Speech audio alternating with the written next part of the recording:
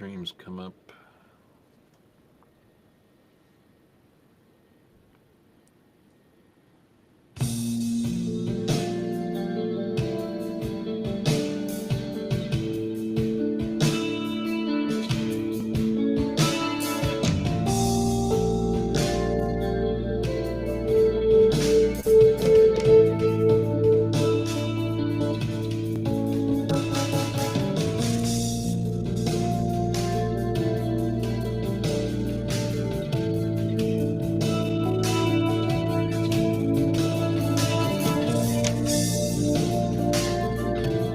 We're live on Bauer Media.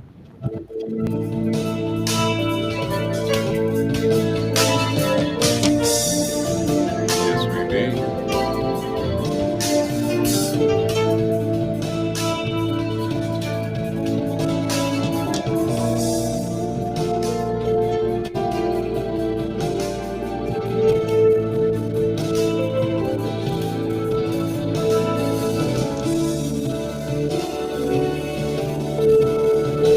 Looks like Rumble's not up.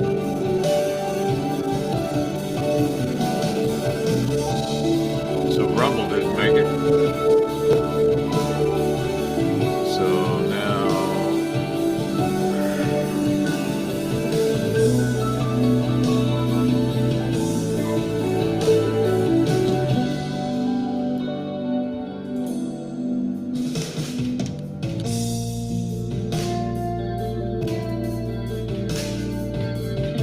so the 2 twos made it, but Rumble didn't. Okay. In the chat.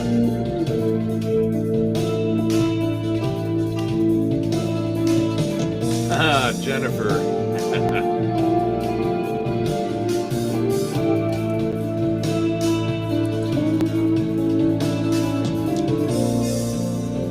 Where am I at?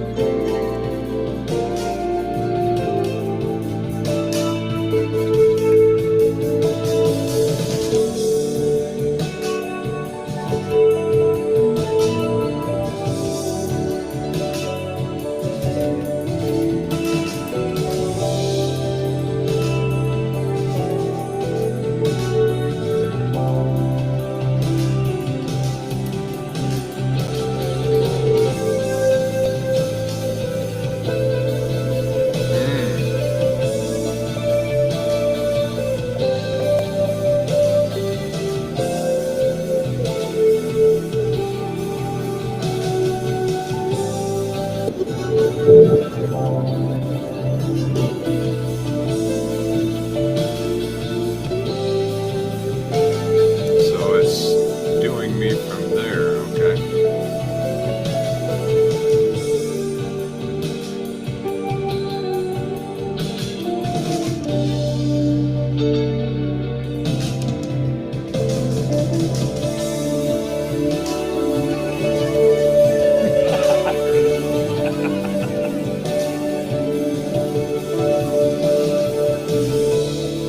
This is what's going on the feed. This is what the public is sending. Yeah. No. Well, they're seeing us. That's the screen share right there.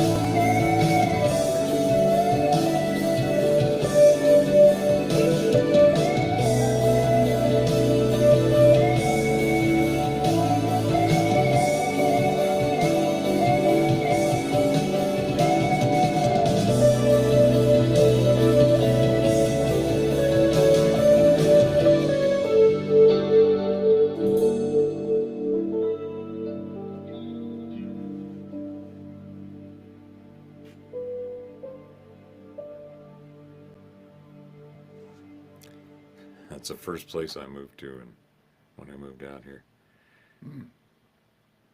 Ha ha ha ha ha. There you are. There we be. Can everybody hear us? Is there Happy New Year, everybody. consensus in the house that there's nonsense in the house? Absolutely. Happy New Year, Jam. Happy New Year to you. Where did Clay go to? I think Clay got absorbed into some anime game. I didn't see Rumble go live. I I'm saw here. the 2 YouTubes. Yeah, it looks like Rumble didn't make it, but the two tubes did. So, well, There he is. And the gang's all here now. so this episode is brought to you by your friends that visit, and it's a small club of people who go around the country and visit their friends, and then go and hang out with them. And next thing you know, they're doing shows online and 'Cause try. it makes try- it real easy, you know. This is an illusion. No, it's not. So we had a lot of fun, kind of setting this stuff up and trying to figure out if we did not want to be seen or appear to be in the same room together. So we had to have, our own little camera view and shit. So it looks like maybe, We can see your hand and my hand going wherever. but to at least give some semblance of like, wow, these guys look like they're kind of know what they're doing. And it's like, nope. All we did was screw everything up trying to make it work. Maybe an outright That was lie. cool, Clay. I think it sounds great now, so it all ended up well. Yeah. I went and spent 3 days with my friend Stuart Brown. He's a very, very dear friend. He did the March '94 article on Popular Science on Area 51, and it was the largest circulation of any popular science issue in the history of the publication.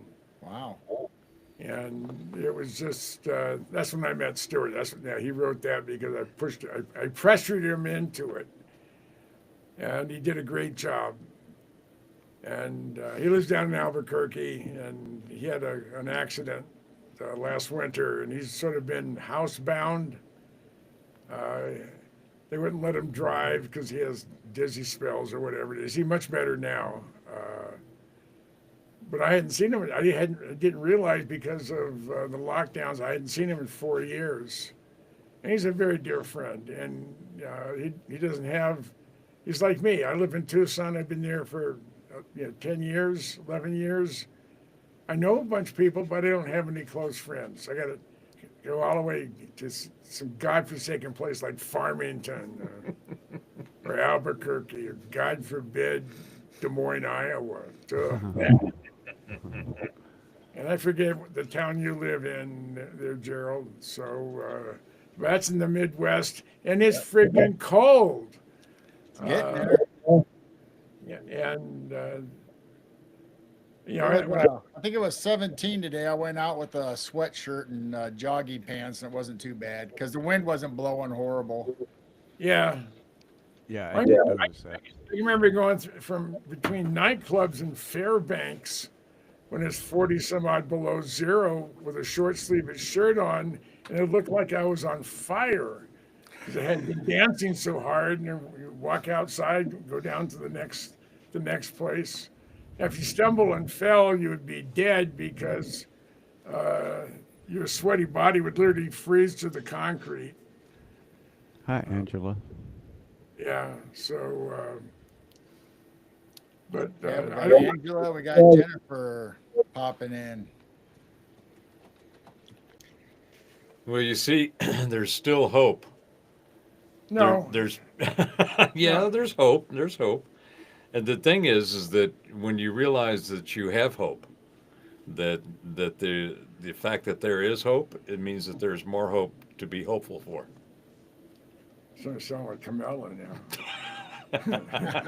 Forget about the past or whatever she used to say.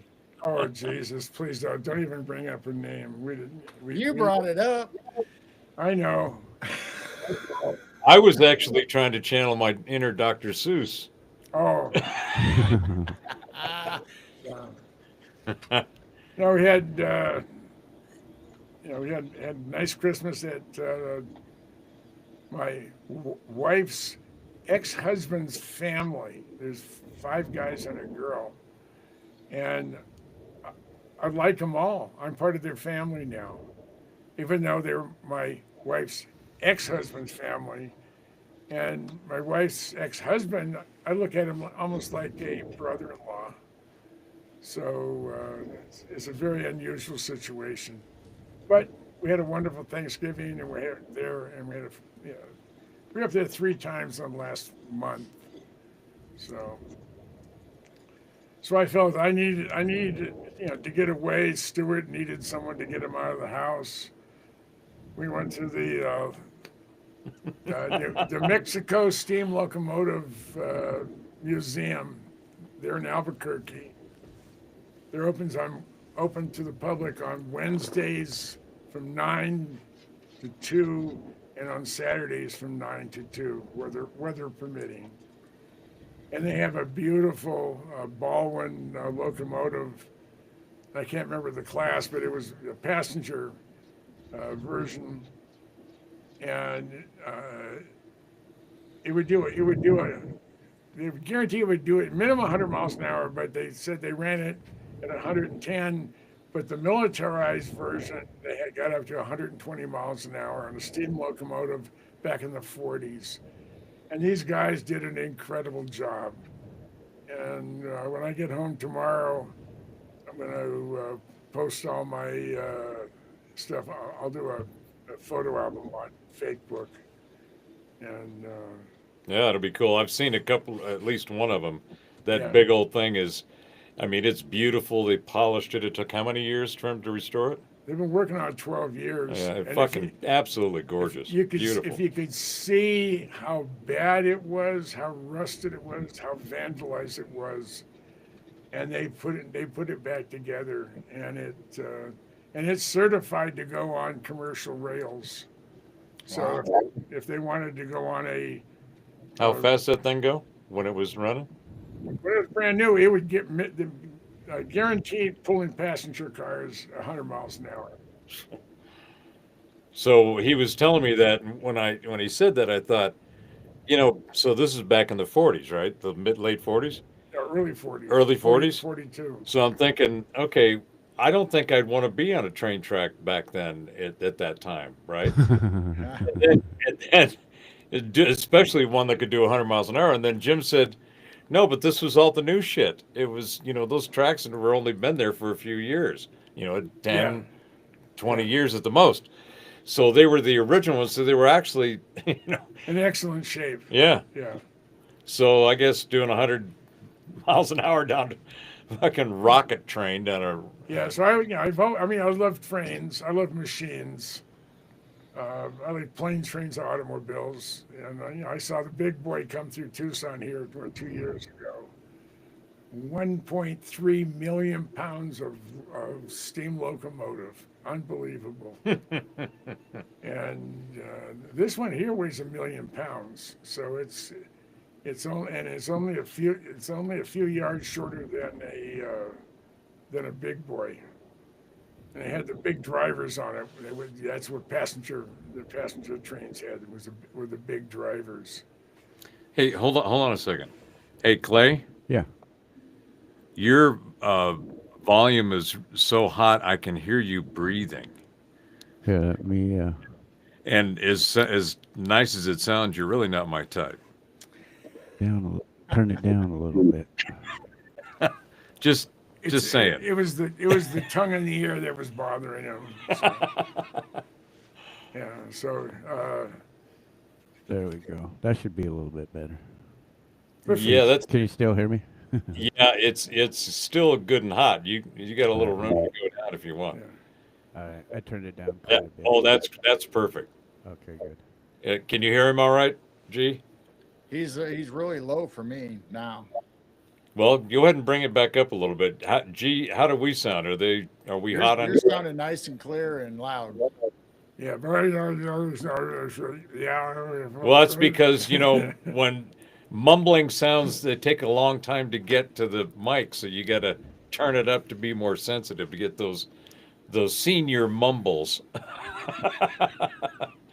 Yeah. So, It would help too if I wasn't breathing right into the microphone. well, yeah, that does, yeah. And is that a 58? Yeah, Yeah. Is beta or just a regular 58? just regular 58. Yeah. yeah. But my Cool. son came out to Arizona for 4 nights with 2 of his boys. So I had there were 4 good old boys, in the same household, which was fun. I took them back. They went back on the 27th, Wednesday before Thanksgiving, and they went out of Sky Harbor, out of to Phoenix, and I decided to head home on the back roads because Interstate 10 was a parking lot. It was not moving heading towards Tucson. So, but I had a wonderful time. Thanksgiving was fun. It was wonderful. Christmas was nice. I gave my wife a painting that my friend Joel Christopher Payne did, and he was very, very reasonable, of our rescued German Shepherd. Oh, And it's beautiful. It's absolutely gorgeous. And if you look, I mean, it almost looks like a photograph, but I know it. He had it up when he was working on it, painting on it. So and it's absolutely perfect. And Rosemary had it framed. So that was her late birthday present, early Christmas present. So, and then we everything else is good. Excuse me. Yes, sir.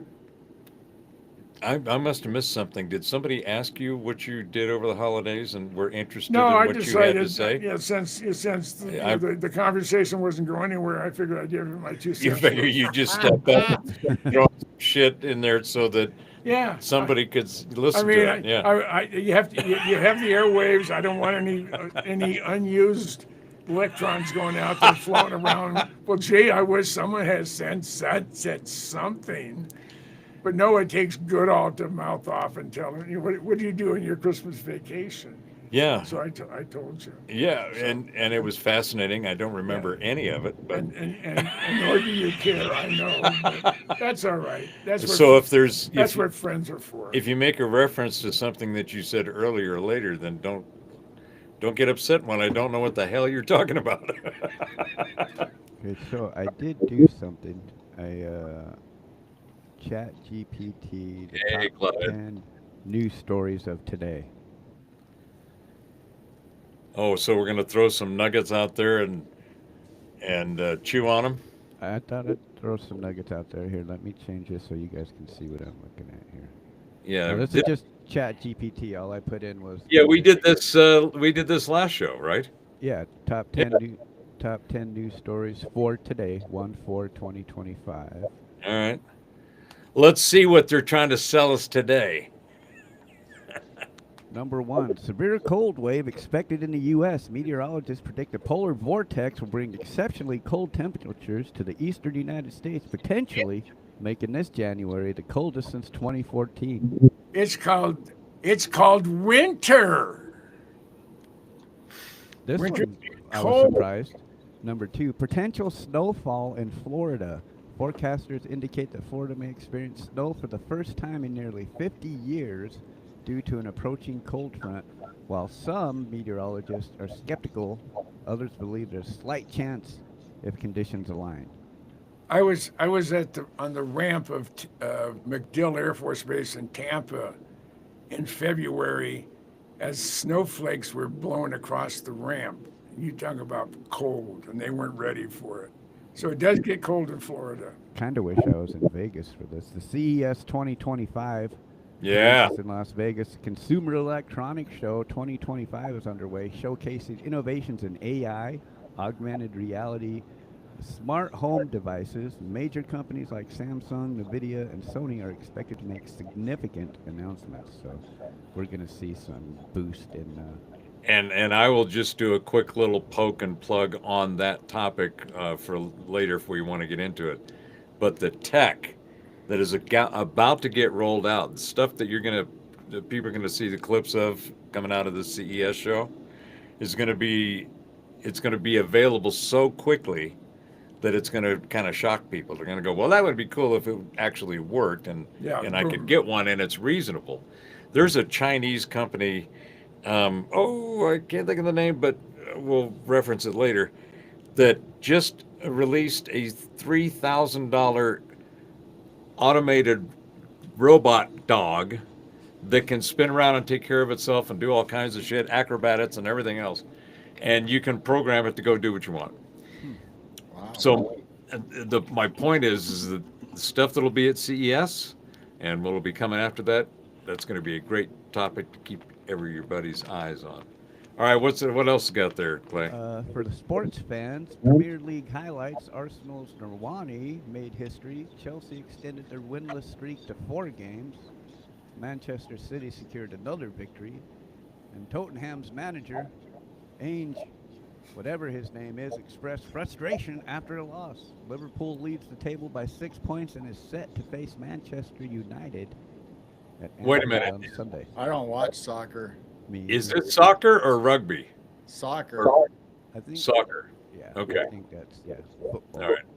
Apple CEO Tim Cook's inauguration donation. Tim Cook has pledged $1 million to President Donald Trump's inauguration fund ahead of the swearing-in ceremony on January 20th. That's the Pledge of Allegiance token. Surgeon General advocates for alcohol warning labels. U.S. Surgeon General Vivek has called for cancer warnings on alcoholic beverages, highlighting the health risks associated with alcohol consumption. Yeah, that's a long time coming. That's the nanny state.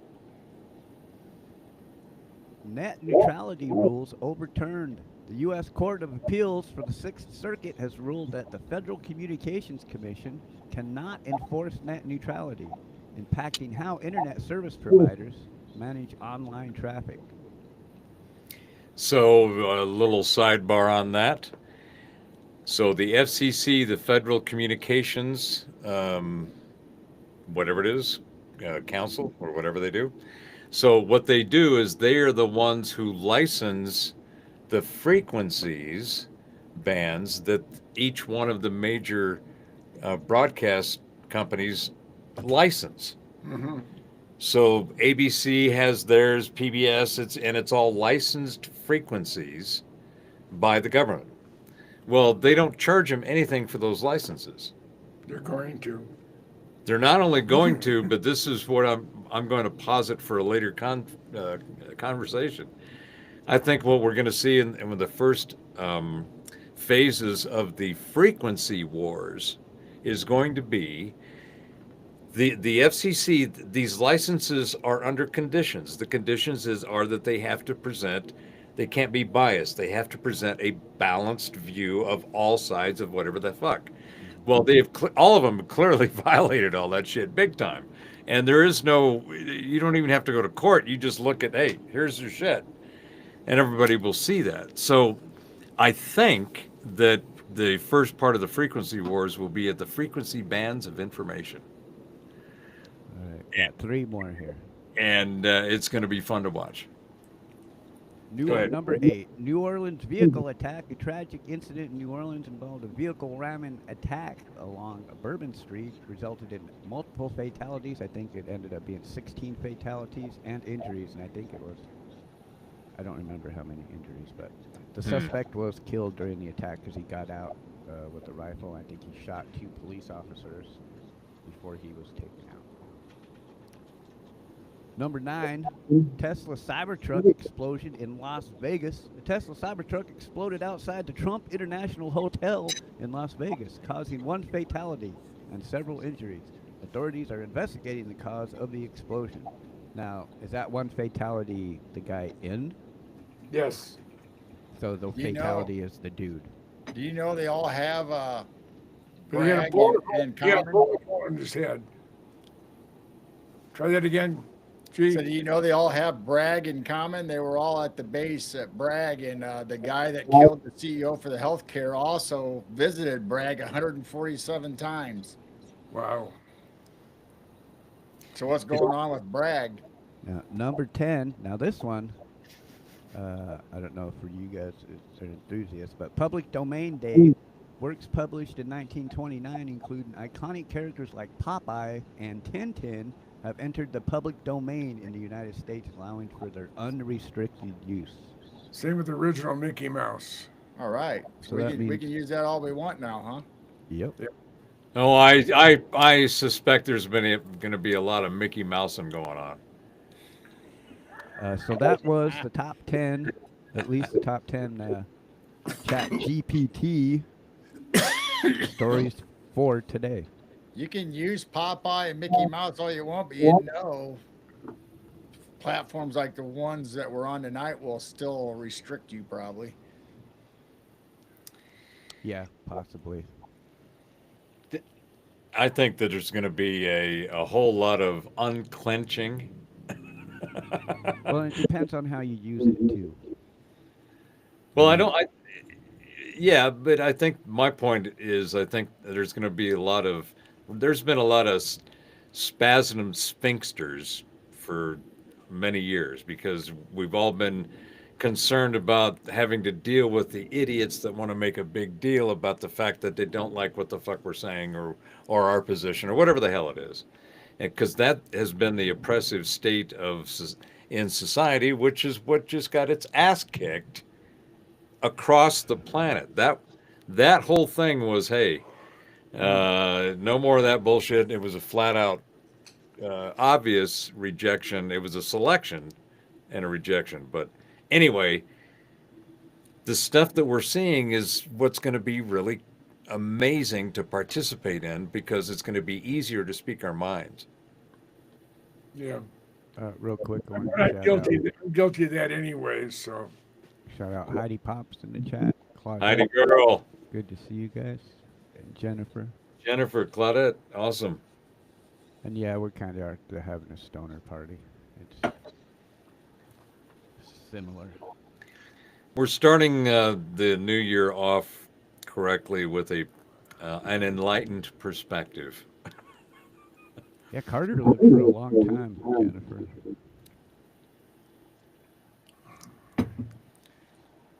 How Yeah. old was he? Like 100, 100. wasn't He just turned 100 in October, and if you guys didn't see the pictures that they did Jimmy Carter. officially at his birthday in apparently his yard, why did they do that to him? I don't know. I mean, it looked like a corpse sitting there they just had enough going on to keep it functioning, and maybe he wasn't even functioning. Maybe he died before that, but because I mean, how many times have we all listened to something that the government or the news has told us that we found out was wrong? How often does that happen? gee. How That's often? the Mandela effect that they say Jimmy Carter has died 3 times so far. Yeah, Yeah, yeah.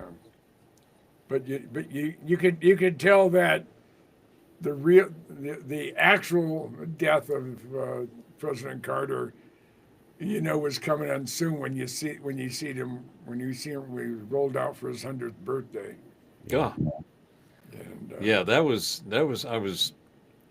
I felt bad for him that his family allowed that to happen. yeah. That was just wrong. I mean, if my family did that to me, they wouldn't because they knew if they did, I'd come back and haunt their ass. Yeah. They would pay down the frequency, the vent stream. So back to your list there, Clay. What was the number one that was happening? Number 1. Let me change the screen back here. Number 1 here was severe cold wave. The meteorologists are predicting the polar vortex. This comes from the New York Post too. This is something new that ChatGPT been adding. They've been adding called- leaks Called winter. to the stories. Some winters are colder than others. So, all right, let's have a chew on the climate topic for a second. Just for reference, though, I have never experienced minus 34 until they started coming up with this polar vortex. So even as a kid growing up in Illinois, the same town, same location, I've never experienced that kind of cold until here the last, what, 7 years or whatever. They keep bringing up this polar vortex stuff. Mm-hmm. Doesn't Well, that sound eerily familiar to that show 2012? yeah, yeah. Was 2012 a tsunami or was that an ice age? No, that was an earthquake. Earthquake, Everything. there was the whole shit. Yeah, it was the alignment of all the planets and the shifting of the poles. Oh, gee, that's happening as we speak, boys and girls. Heidi, I just need to speak up a little bit. That if you can't hear me, that's all. Yeah, you turn your mic down. You're real low. To me, you're real low. So I don't know what everybody else is hearing. We're hearing it fine on this end. Heidi, can you give us a 5-by on the rest of us? Are we all sounding okay? On our side here in the studio, everything sounds great. Yeah, In fact, Robert's coming across loud and clear. Oh, oh yeah. Well, that's it's right there. and you got a new battery in that thing. Yeah, I turned it up a little bit, Heidi. Woo! That's nice and hot. I don't. I think Clay, the key is to not get up on the mic as much. Maybe just Yeah, don't put it in your mouth. yeah. Don't give us all that really sensual AMSR stuff that we were having to listen to earlier. Do you know that? Did you realize that between when you chew, you actually there is breath going on. So depending on what you got in your mouth and what you're chewing, and how you're masticating it, because everything must be thoroughly masticated. When you if you're going to swallow it, right? You know that, right? Yeah. So, so that sound of the breath and the chew can have like an entire hypnotic meditative sound that actually is part of why people eat so much. It's not just the flavor. There's this resonance, this sound, this The rhythm. sound in our head when we're eating. You're saying? Yeah, it Okay. resonates in the cranium, No, I and get that. and you get a vibe. So I got to tell you, and all you got to do is just think about it. How does your head feel when you're eating Cheetos? When you're what? Eating Cheetos, Wonderful. right? Sound Cheers. association. Right? You so you feel that you taste the taste. Jennifer. Third phase of the moon. Welcome in, Elderberry. Good to see you. Hey, Hey, the cousin brothers. the brothers are in. Welcome. Hey, well, I know they were going to ask me a question. 'Cause I said something in a Good documentary question here. in the mid '90s that I was told that something that was very very classified was going to be released, and that was the president or senior vice president of the Lockheed Skunk Works at the time, and I think it was Frank Carlucci. I think was his last name. I know his first name was Frank. Father Carducci. Not Father Carducci. But he said, we're dealing on a lot of things. Most everything we're dealing with are unmanned, but not all. And says you won't be able to see what I'm talking about for 10 years. This was 2015. This was at the Blackbird reunion. The Blackbird reunion held its very last reunion this year. And so that organization no longer exists. But he did say that we would see something, and he said in about 10 years, 2015, we're now in 2025. And we're seeing things. I mean, but we're not. Are we really seeing things? No, Or I'm not hearing much about him either. Is There's this not a lot out there? is this potentially a mass psyop psychosis thing? A total. We'll get a few. No, I know, We'll get I a mean- few folks wound up. We'll let them see some shit, but it's not going to show them anything because none of it really ever does.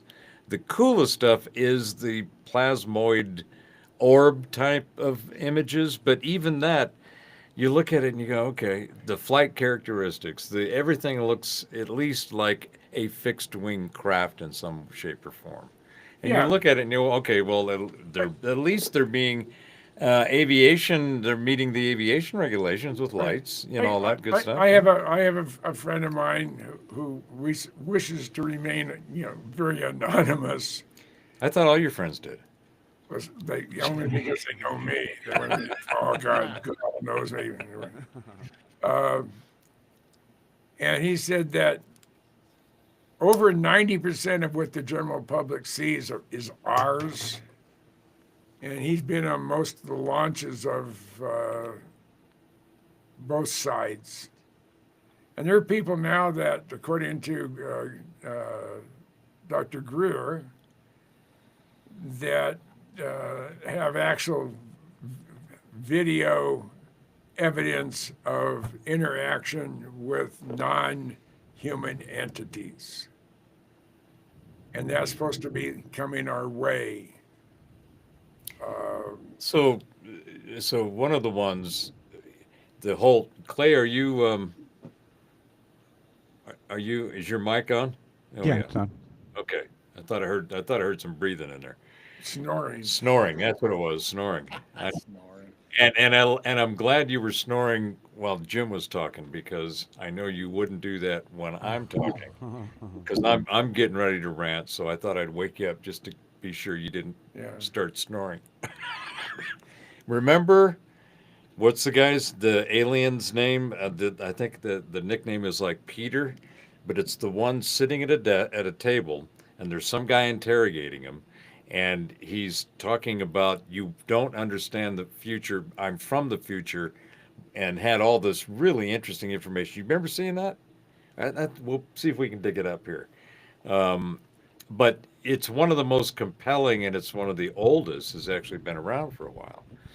And you look at some of the historical stuff, most of it is anecdotal. There's very little empirical data. Might be some impressions or some photographs, or it's somebody's encounter, right? There, But the stuff that Greer has put together, at least in my opinion, on that database, that seems to be the most complete aggregated data source that is out there, and that is publicly available. for a year and a half, Michael Schratt scanned all of Dr. Greer's documents, video, just photos, and everything he had, plus everything that was at the Roswell Museum archives, and it's all available. It's all fully accessible to the general public, and it was all scanned in a PDF format. So if you're looking for if you have a particular code name or a word or a person's name or an event that you want to find, you punch that in, and anything. Let's say you're looking for tagboard, which was the Blackbird drone. You punch that in, anything that related to a tagboard operation or something would come up would come back to you in form of various different files. So So that's what Greer has on his database, that's right? what Greer had, and Yeah. it's open to the general public. Yeah, now I thought I'd heard him in one of his interviews about it that this is an ongoing development. There'll be more and more content, obviously, as that comes along. But he's also planning some search and some AI-oriented kind of capabilities to interrogate the data, look for patterns, which is all AI does. It's nothing more than a pattern recognition system Right. that's on steroids. But having a tool like that over anything is going to show you all. That's why AI is going to have the impact that it will on changing things, because if you tell it to go analyze this particular system or process and it comes back and says, well, there's 30-40% of this shit is completely unnecessary. You need to get it out of the way. All it's doing is causing friction in the system. And that efficiency alone is what's going to take a lot of people by surprise, but it's really necessary. And it will be a catalyst to, in my opinion, to a whole bunch of even more incredible things. But in the meantime, do you think that this drone thing is part of a plan that is not going well, or one that is going well? I think the drones on the East Coast and around other military installations, somewhere in New Jersey, however you want to pronounce it, there was a large, apparently an incredibly large quantity of highly radioactive, medical grade radioactive material. It's disappeared.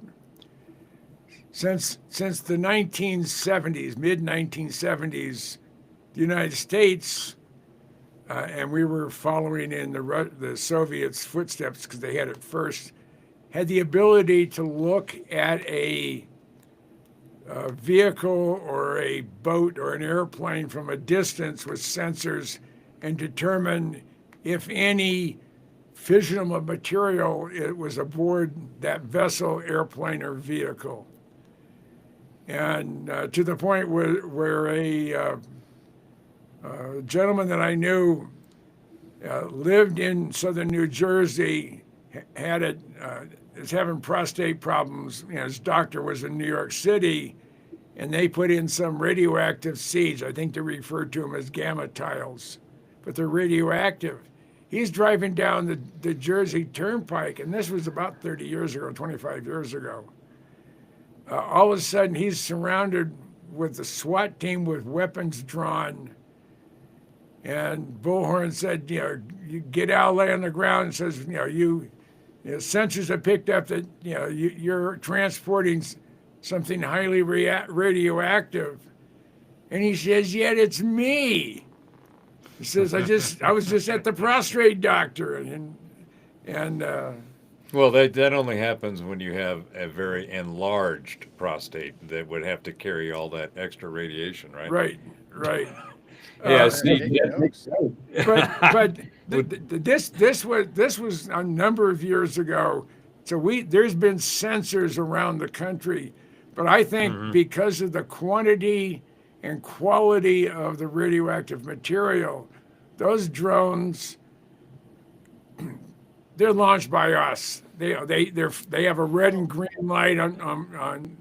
Yeah, and Jennifer mentions in the chat, if you guys haven't seen that episode on Sean Ryan with the guy that has the intel about what happened in Vegas in particular. That is intense shit.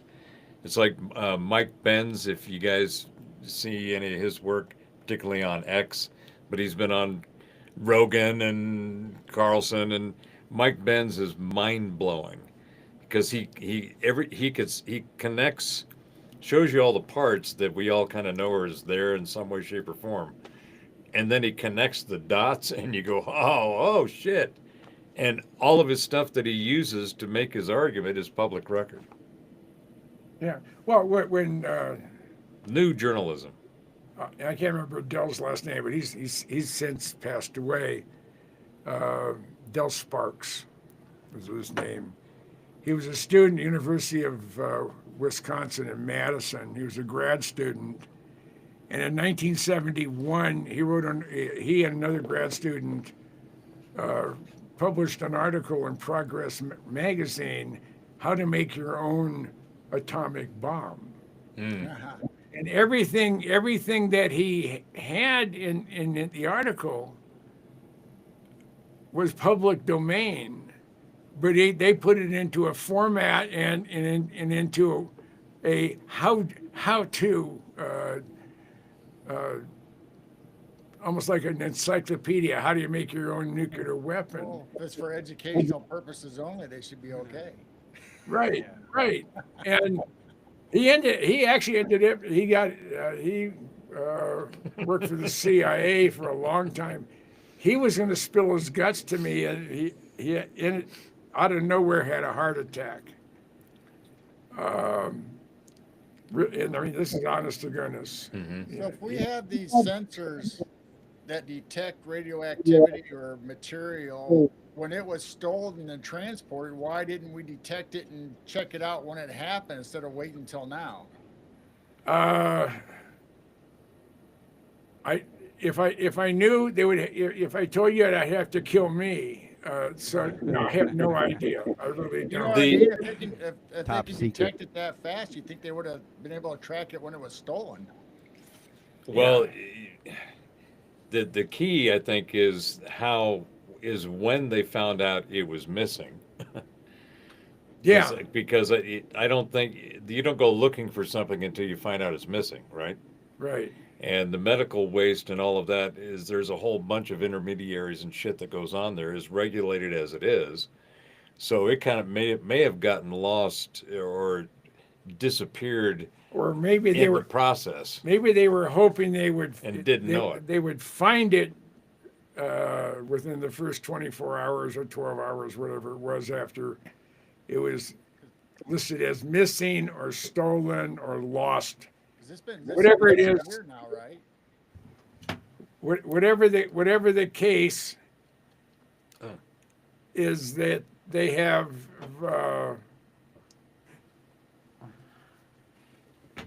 some radioactive material out there that is not. They have no idea where the hell it's at. So Well, I don't know it's beyond my pay grade. I think if they told me, they would probably want to shoot me anyway. one of the most Curious. one of the most at least reasonable that fits like most of the information we know from in my perspective and in my opinion is this is kind of an operation that has been sitting around waiting to get activated, and they can use it for different ways, but I don't think they really thought through or even figured out how to really use it this time. It feels more like they kind of pulled the trigger because they're kind of panicked, and they kind of said, well, we've got this operation that includes these drones, and we've been programming people for years that it's going to be this, whether it's blue beam, maybe the drones could be the pilot devices that would be used to create the hologram or the blue beam, all that stuff. But it seems to me like the rest of the shit that the people who are getting their ass handed to them, that have created all the bullshit for the last 8 years in particular, the last 4 have been horrendous. Those folks don't know what the fuck to do. And so they're kind of pulling the last kind of what they had in the stores, big levers, and they're going, all right, release some drones. Oh, let's try some bird flu. Release Oh, the let's try Kraken. Release the Kraken. release the Kraken. I mean, and it looks that way to me. It looks like some strategically placed event models or things, event makers, and like these fucking shootings on in New Orleans and in Vegas. Like, okay, well, there's that pattern again. There's no such thing as a coincidence. Well, Not in today's world. I mean, it's about pattern recognition, and that's where to me, the easiest way to uncover what's going on. I mean, what's going on is one set of data. Who is involved in what's going on, it will tell you the majority of the story. Yeah. And being able to see that kind of stuff now, and having so many people that have an independent, critical thinking, reasoning, first principles approach to figuring out whatever the reality is, whatever that looks like for themselves and everyone else. All of the stuff the stuff that doesn't work, it's easier to see now because more people are seeing it. Yeah. There's more people resonating going, well, that sure as hell didn't work. We shouldn't do that again. And that, I think, is going to propel a lot of good stuff going forward. Well, Yeah, people didn't freak out either. You didn't have people like running the streets because a bunch of drones showed up. People were like, "Oh, well, so shit, some drones showed up. I got to go to work, man." you know? Mm-hmm. Yep. Third phase says they're still keeping the powder dry. Well, I mean, for the cousin brothers, you know, I mean, he wanted to know, they wanted to know what was going to happen in 2025. I personally don't know. If I did, I would tell the world. But something significant is going to be unveiled. I feel very confident about that. I think 2025 is going to be a year.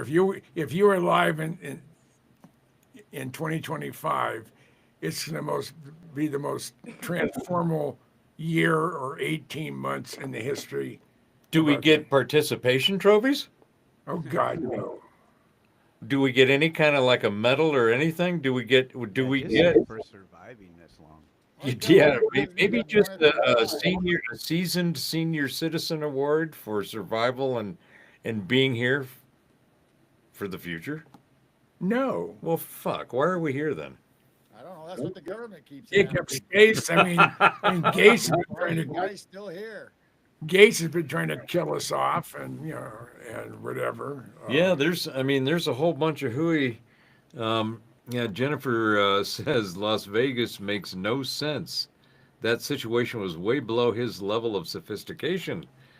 The blast and everything, it doesn't sit right. Well, And the guy had a bullet in his head.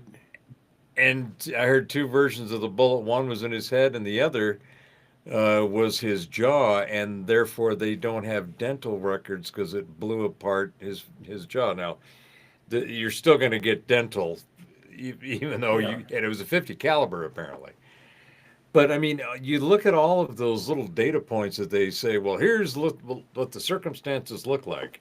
Yeah. And you try to sort through it and you go, well, all right, let me see some pictures, let me hear some audio, you know, and see what evidence is actually available. Because one thing without a doubt, at least my experience, you can't trust anything anymore. I mean, Nothing. I would trust it coming from a podcast, someone who has been there and videoed it himself Yeah. or herself. You would give that more credibility, Yeah. but you can't trust it until you vet it yourself The lying and feel rat that way. bastard would much rather we just rot, and they live in the Hamptons or whatever. Mm-hmm. No, the lamestream media, by even some of their own proponents, said the lamestream media is dead. It's dying. All it's doing now is rotting in place. So that wasn't too harsh, was it? Well, it was basically, hey, hold on, guys, on Clay's and G's audio. Heidi, I just adjusted it in the studio. You guys say hey to Heidi so she can get a 5. Hey Heidi, how's it going? You're as gorgeous as ever. Well, she can't hear Clay or Oh, Jeremy. Check 1 2. Check 1 2. Hi, Heidi. How's it going? Blowing us out here. Let me turn it down here. So I think it's on your end, Robert, that it's loud, but everywhere else it's not. Well, yeah, we've got it turned up loud for Jim. All right. So he didn't bring his vibrating speaker, thank God, because I didn't want to see that going off. you know, I mean, I do have. I mean, I don't hear anything out of this year. Nothing. Zero. My auditory nerve to my brain's been severed. Well, talk to Elon about that and get a chip in your head. Yeah, Yeah, there you go. and Get you, I've been around airplanes so much. I only have about 40% of range here. Wow. But I was at a function.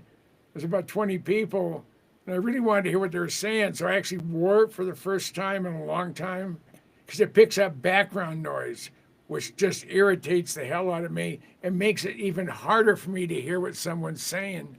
and it worked. It worked okay.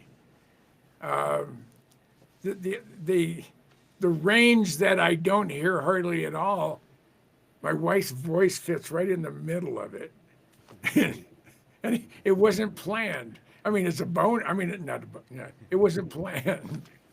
Well, you could always come down here and we'll have a mule kick you in the head and see if that helps. No, I had enough stitches in the back of my head to last me the rest of my life. So it was in the 130 range. But I'm still alive. Yeah, and you're still here. Yeah. What about bone conducting? Have you ever tried bone conducting earphones? I thought of that. I've got a titanium pair. You can try that and see what you think. There's actually two of them. Really. Yeah, I like the bone induction. The only thing that, and the cool thing about it is you can still hear out of your regular ear, right? Because the sound is essentially going right into your skull, right? Yeah. And it's vibrating in there, and hopefully you're fortunate enough to be listening to a podcast of the Geezer Geeks while you're listening to it going into your head. Yeah. It's vibrating in the middle of your cranium somewhere. If the geezers can't get you vibrating, I don't know what will. No. You got to vibe with the geese. Yeah. I mean, I don't know if what the outline was for tonight. I know. You wrote it down out there. Did you forget already? Yep. Well, Yeah. It's a senior moment. so we're free balling from here out. Absolutely. That's about normal. Yeah. But I'm just tickled with. I got on X for the first time about 90 days ago. I've been blocked by X 4 times now. They didn't appreciate my comments. What? It irritated the hell out of me. But Who would ever be irritated or offended by your comments? I mean, it's about the size of a phone book. The New York Times directory is about this thick you can get that on a thumb drive now. in about 4-point type. Yeah, 5 columns per page. Maybe 10 columns per page. Yeah, So, so, a long list. whole bunch of people. Long list. I have.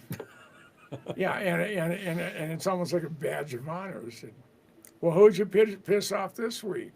Oh, you really want to know? and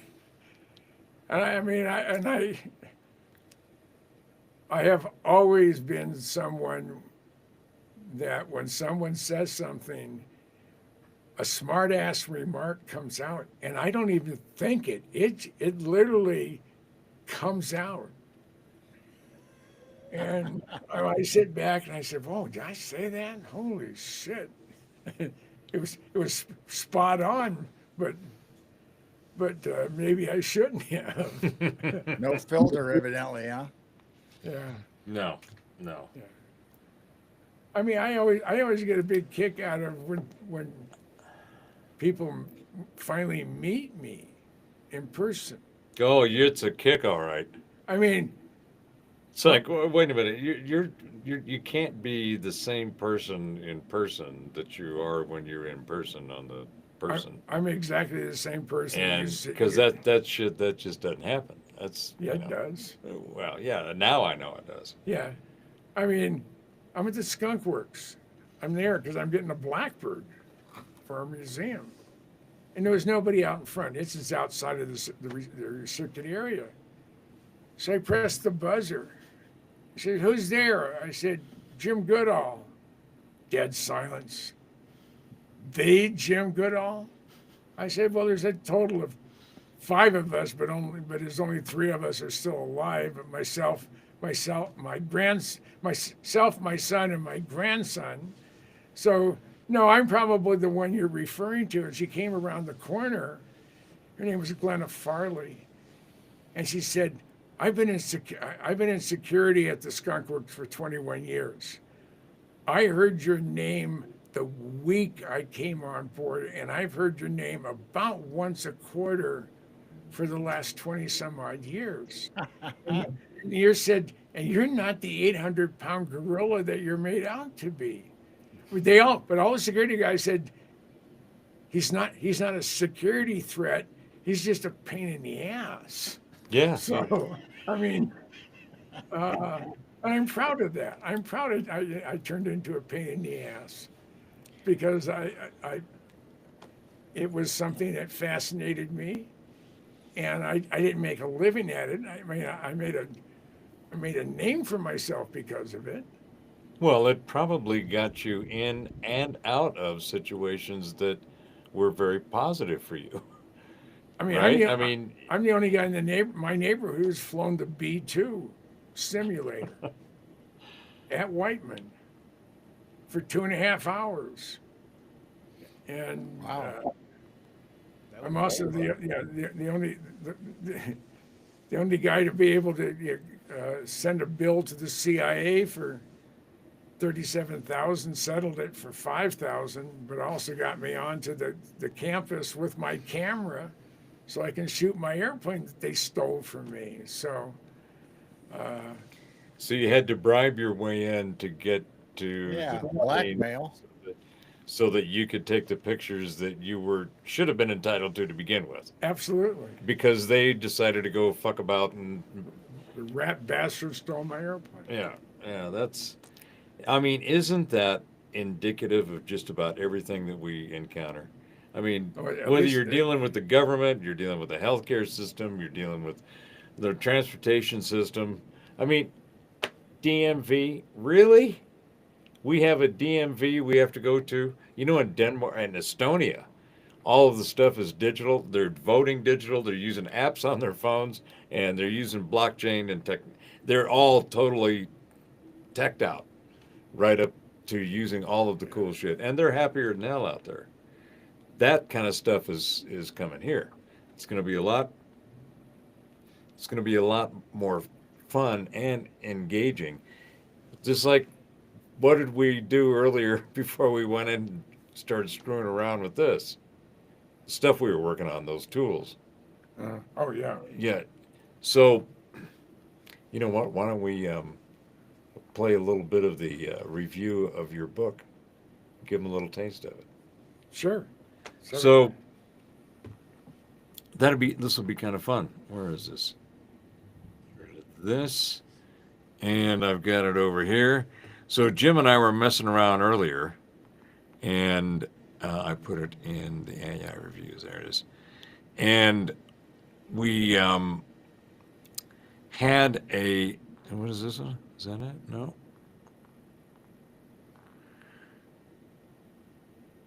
We used an AI tool to analyze Jim's book, The 75 Years of Skunk Works. Yeah. I can't see it from here. I'm gonna need my glasses here again. All right, where is you? Is it the 0 point? No.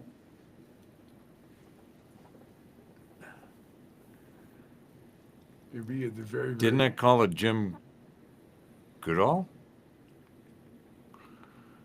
I don't see it. Hold on. Talk amongst yourselves. All right. Where the hell is it? Didn't we just do that?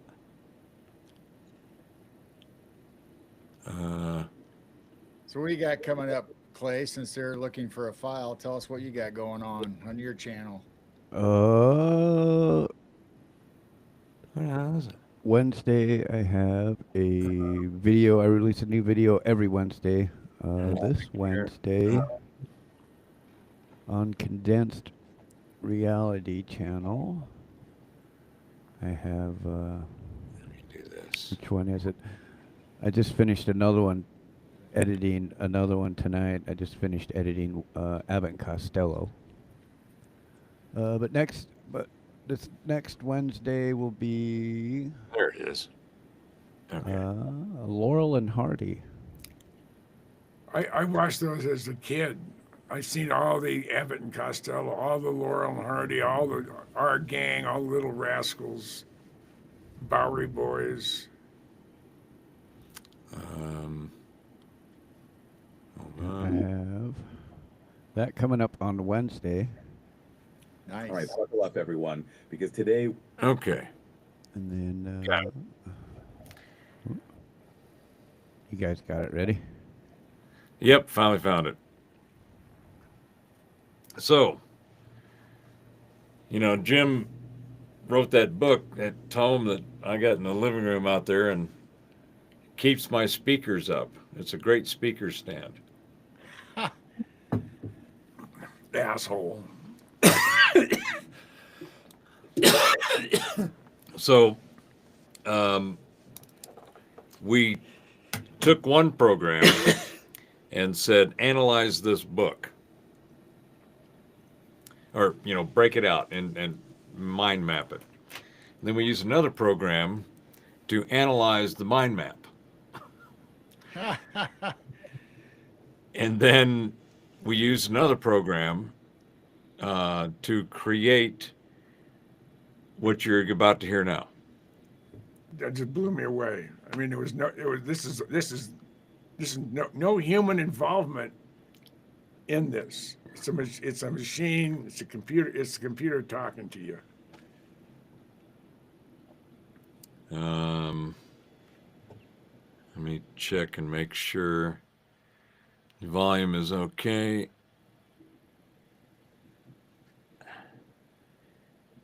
Give me a quick yay or nay on the volume. All right, buckle up, everyone, because today we're diving headfirst into the world of top secret projects and aviation legend. That's right. We're talking about Lockheed Martin's Skunk Sounds Works. like an echo. Works. That name just screams Hold on. like cutting edge, like pushing the limits. Yeah, absolutely. And we're going to trace their journey from a pretty incredible starting point, Starting point. breaking the sound barrier with the Bell X-1, Oh, the X-1 to developing the A-12 and SR-71 Blackbird. aircraft that to this day kind of defy logic. They really do. And to help us navigate this incredible story, we're going to be using James C. Goodall's book, 75 Years of Lockheed Martin Skunk Works. Okay, so when we think about Skunk Works, we picture these sleek, futuristic aircraft. Okay. But the Bell X-1, I mean, it kind of looks almost simple compared to a Blackbird, wouldn't you say? Oh, for sure. You look at pictures of it, and it's almost like, really, that thing broke the sound barrier. But you got to remember, What year was that, by the way? 1947. We're talking about a time when, prop planes were still the norm. And here comes this rocket-powered experimental aircraft pushing past what anyone thought was possible. It's crazy, right? Because today, supersonic flight, it's almost routine in some ways. Yeah, but back then it was uncharted territory. And the X-1, it wasn't just a bigger engine strapped onto an existing design. It was a whole new approach to aerodynamics, to materials, to the very concept of flight. Right, because you're dealing with forces and stresses that no one had ever had to deal with before. Exactly. And that's where the Skunk Works philosophy really comes into play. Yes. The Skunk Works approach. Everyone talks about it, but what did it actually mean back then, like in practice on the ground? Well, it was all about doing things differently. Instead of these big hierarchical structures, you had these small autonomous teams. Engineers, designers, they all worked side by side, and they had the freedom to experiment, to fail fast, to iterate quickly. So basically, cut through the red tape. Yeah, exactly. No waiting weeks for approvals, no getting bogged down in bureaucracy. They had direct access to the people making decisions, which meant they could move incredibly fast. In this approach, I mean, it seems almost counterintuitive, right? Because you're taking risks, you're giving people a lot of freedom. It was a radical departure from how most organizations operated, especially in the military-industrial complex. Right, because back then, everything was about process, about following the rules, about... And that can stifle innovation. The Skunk Works understood that to truly push boundaries, you had to empower people to take risks. But did that lead to, like, some epic fails along the way, like trying things that just completely flopped? Oh, I'm sure there were plenty of projects that didn't pan out, but that was part of the process. Failure wasn't seen as a setback, it was seen as a learning opportunity, a chance to, figure out what didn't work and try something new. So this whole Skunk Works thing is going on. But we can't forget the historical context, right? I mean, this is all happening Yeah. smack dab in the middle of the Cold War. Oh, absolutely. The Cold War had a profound impact on the skunk works and on the entire trajectory of aviation, really. Because suddenly it's not just about pushing boundaries for the sake of it, it's about national security. Exactly. The US was locked in this technological race with the Soviet Union, and they needed aircraft that could fly higher, faster, farther to gather intelligence to maintain a strategic advantage. And that's where the A-12 comes in, right? The predecessor to the SR-71 Blackbird. But we went from breaking the sound barrier with the X-1 to developing this like stealthy spy plane that could outrun missiles. Yeah, it's an incredible leap in technology in a relatively short period of time. What made that possible? Like, what were the biggest breakthroughs during those years? Well, on a technical level, it was a convergence of advancements in material science, aerodynamics, and propulsion systems. They had to invent new materials that could withstand the incredible heat generated by flying at Mach 3. Mach 3. That's 3 times the speed of sound. Titanium alloys, special coatings, all sorts of things that had never been done before. And then there's the whole radar evading aspect of it, which is Oh, yeah, the A-12 and SR-71 were designed to be stealthy long before stealth was even a term people used. it was like something out of science fiction at the time. It was a constant cycle of innovation. They'd encounter a problem, they'd come up with a solution, and that solution would often push the boundaries of what was thought possible. And the SR-71, it still holds the record, right? Fastest air-breathing manned aircraft. That's right. It first flew in 1964, and it's never been surpassed. And it wasn't just about speed. The Blackbird was a marvel of engineering. Its sensors, its navigation systems, everything about it was cutting edge. Even the pilot suits were like something out of a movie. They had to be. You're talking about extreme altitudes, extreme speeds, and the pilots needed to be protected from the physiological effects of those conditions. It's mind-boggling to think they achieved all that with essentially the same skunk works philosophy that started with the X-1. In many ways, yeah, they kept that emphasis on small teams, on empowering individuals, on rapid prototyping and testing. Of course, the projects were more complex, the stakes were higher, but the core principles remained. So we've gone from breaking the sound barrier to building this spy plane that still feels futuristic, even today. And it makes you realize these weren't just engineering feats, they were like cultural shifts too. Absolutely. The Skunk Works proved that innovation could thrive outside the traditional constraints of bureaucracy. They showed that by empowering the right people and giving them the freedom to experiment, you could achieve incredible things. And that legacy, I mean, it's not just limited to aerospace, right? Right. The whole skunk works idea, it's become this model for innovation across all sorts of industries. Yeah, you see it everywhere. Agile methodologies in software development, lean startup principles and entrepreneurship. It's all about adapting that Skunk Works mindset. Hmm. Speed, agility, embracing risk, and empowering individuals. And it makes you wonder, what are the skunk works of today working on? What impossible challenges are they tackling that we won't even hear about for another decade? Who knows, right? But it's a pretty exciting thought. Maybe they're developing hypersonic aircraft, or maybe they're cracking the code on sustainable aviation fuels. Whatever it is, you can bet it'll be pushing the boundaries of what we think is possible. Well, from breaking the sound barrier to building spy planes that could outrun missiles, the skunk works has certainly left its mark on history. And it's a reminder that innovation is all about challenging assumptions, embracing risk, and empowering people to think differently. So next time you see something that seems impossible, just remember the legacy of the skunk works. And who knows, maybe that impossible thing will be reality sooner than you think. I like that. Anything is possible if you have the right people and the right mindset. And on that note, I think we'll wrap up this deep dive. But hey, listeners, keep that skunk works spirit alive. Don't be afraid to challenge the status quo, to think outside the box, and to push the boundaries of what you think you can achieve. That's some good advice. Never stop innovating. Never stop exploring. That's all from us for this deep dive. Thanks for joining us. Thanks for having me. I always enjoy talking about this stuff. Until next time. See you then. So, what did you think of that? That was good. Yeah, that was awesome. So, Jim and I were sitting around screwing around with these tools today, and we made that for him, and he said, "Shit, that sounds like it's real people." I said, "I know," but I they're think- actually having a conversation, right? I've seen a commercial today online, peddling that same type peddling the technology. Where did you see it in Google? No, This, it was. I think it was maybe between YouTube Shorts.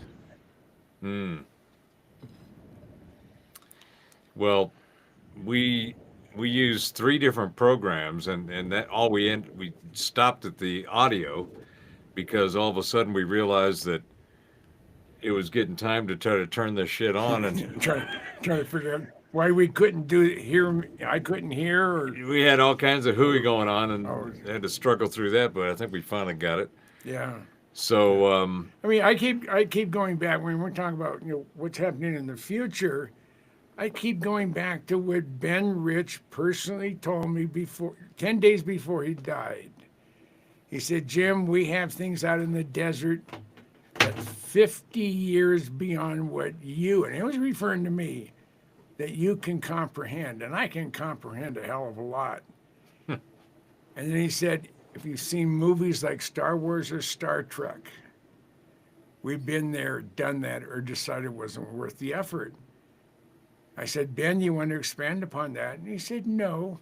I mean, it was very typical of Ben Rich. And then the son of a bitch had the nerve to die on me of esophageal cancer 10 days later.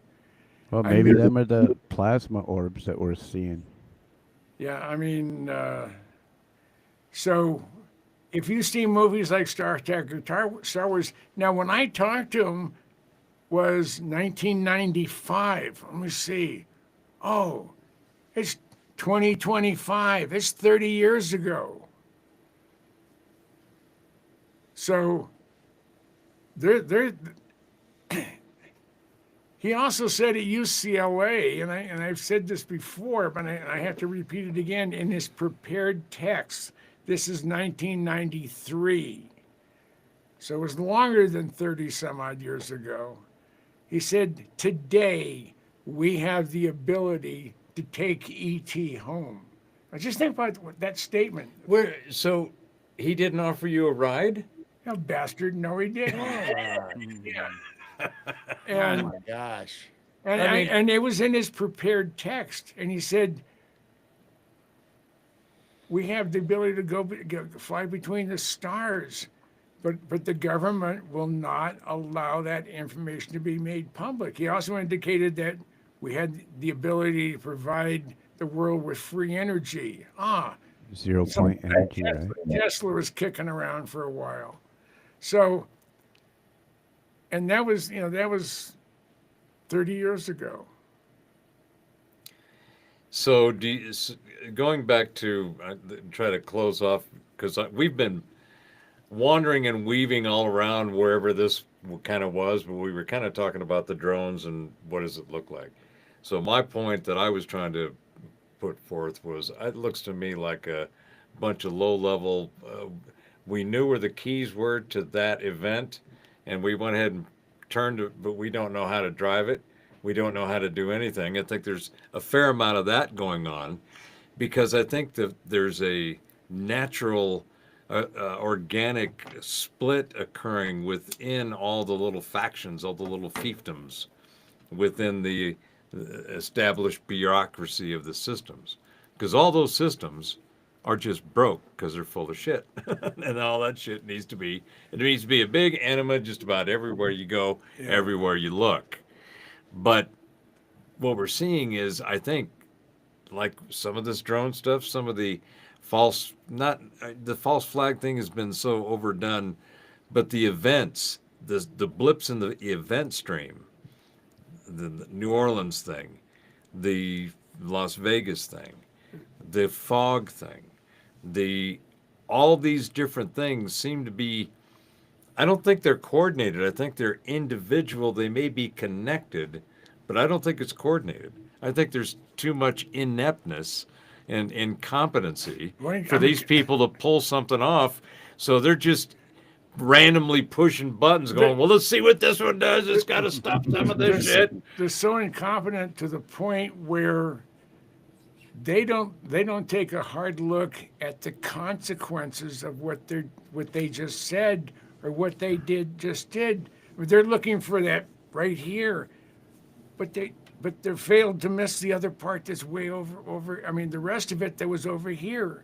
Oh, we got our little part here, but then it destroyed the whole narrative because they Right. did not say, okay, this is what we're going to do. What's it going to be like 2 months from now, 8 months from now, a year from now, 5 years from now? And it seems like, and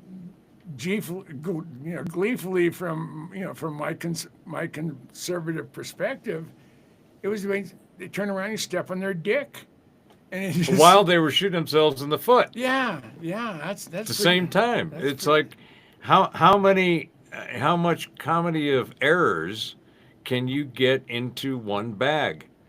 Um, and I don't know. It for me, it's in a very from an observational perspective, it makes me feel very optimistic because I see that there's something's happening to it. It's being minimized. It's being sequestered and put into where it belongs, out in the fucking trash. But I see that kind of wave, that kind of feeling going on. Yeah. I mean, for example, when you got here today, do you look like you were just spring chicken, just going, oh, this is great, I'm feeling great, nice long drive, but you're like, there was that energy of, yeah, shit feels good, Yeah, it feels different. yeah. I mean, it just.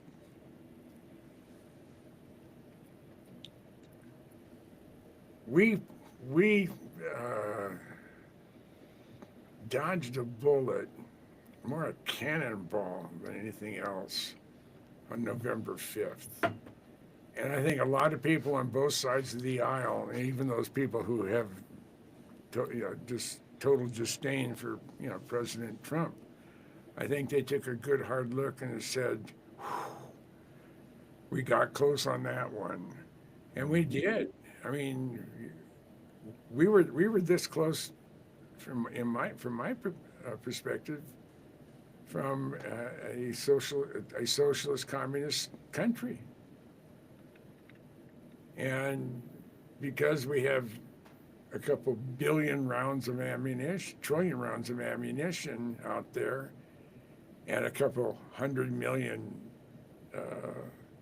legal firearms, that's the only reason we aren't in chains today. And that was coming dangerously close to coming unglued. It was there was definitely a precipice kind of feel going on. Like we had, crawled up to the edge, looked over, and we heard some thunder and some rumbling behind us, kind of wondering if, how far it was going to go, it was going to knock us over the edge or not. Yeah, but it But- was your local school teacher pushing you, trying to push you off the end. I mean, it was Yeah. just, Yeah, and the people, this is one of the things that I have a lot of ground up angst or just pissed offness about, is the constant grinding of the nonsense that we all knew was bullshit, and they kept shoving it. And then the more they shoved, the more resistance became work. I don't want to have to work to resist your stupidity. It's blatant. Oh no, that means got some kind of whatever. It's like, yeah, no, that's not what's happening. You too will see the errors of your ways eventually, and that's what's happened now. The people that have been pushing this identity ideology and all of the offshoots and the offsprings and the hybrids and everything else that goes on within that whole melee of thought and nonsense it's a clown show. It's a shit show. well, I mean, the Brits are actually sending people to prison for Yeah. using some jackass mentally ill Right. person's pronouns. Right, and my point is that all of those ideas, those identities, being stuffed into a bag, and have none of them really kind of work together, or some of them kind of do, and some you're not sure, and it's like, well, wait a minute, there's too many of them to manage. Can I have my identity? Let's start with that. Yeah. and we'll see about all these other ones that everybody's society says are check marks of your acceptance, right? You've been stamped approved. You get your Soylent Green ass stamp on you. And Soylent Green's supposed to be 2025. Right. 24, 20, Right, 25. Yeah. right. We're right in the right. middle of it. Well, And they even had a advertising for a short time some nutrient supplement called Soylent. I mean, spelled the same way. I don't. oh yeah, I think some of it is a joke, and they actually were coming out with a product of it, and you only heard it for a short time and it disappeared, because even though that happened a long time ago, there's still people with can remember, people like myself, old, that type. so that brings up another interesting thought meme that's going around. I'd like to get your wizened geezer geeks gaze upon. And it's very relevant to what we've been talking about this shift that happened. And this whole idea of people saying that there was a timeline shift, where it wasn't just, to me, it was an energetic shift, but specifically that the timeline we were on was diverted. Yeah, on Does a that- positive Yeah. trajectory. Yeah, it was like it was purposely changed. Yeah. And calling it a timeline is interesting, because that implies that there was a trajectory of time that, had it not been altered, was going to go down this path, right? Which is what basically we were all looking at and watching and going, wait a minute, if you people keep doing this, do you realize what's going to happen? Yeah. You apparently don't. So let us knock you on the noggin, tap you on the temples, and say, if we got to grab you by the ears and start taking you out to the woodshed, we may have to do that, because this is insanity. It is stupidity. It is an enormity of ignorance with an amazing amount of arrogance that they use to cloud and obfuscate their fucking ignorance.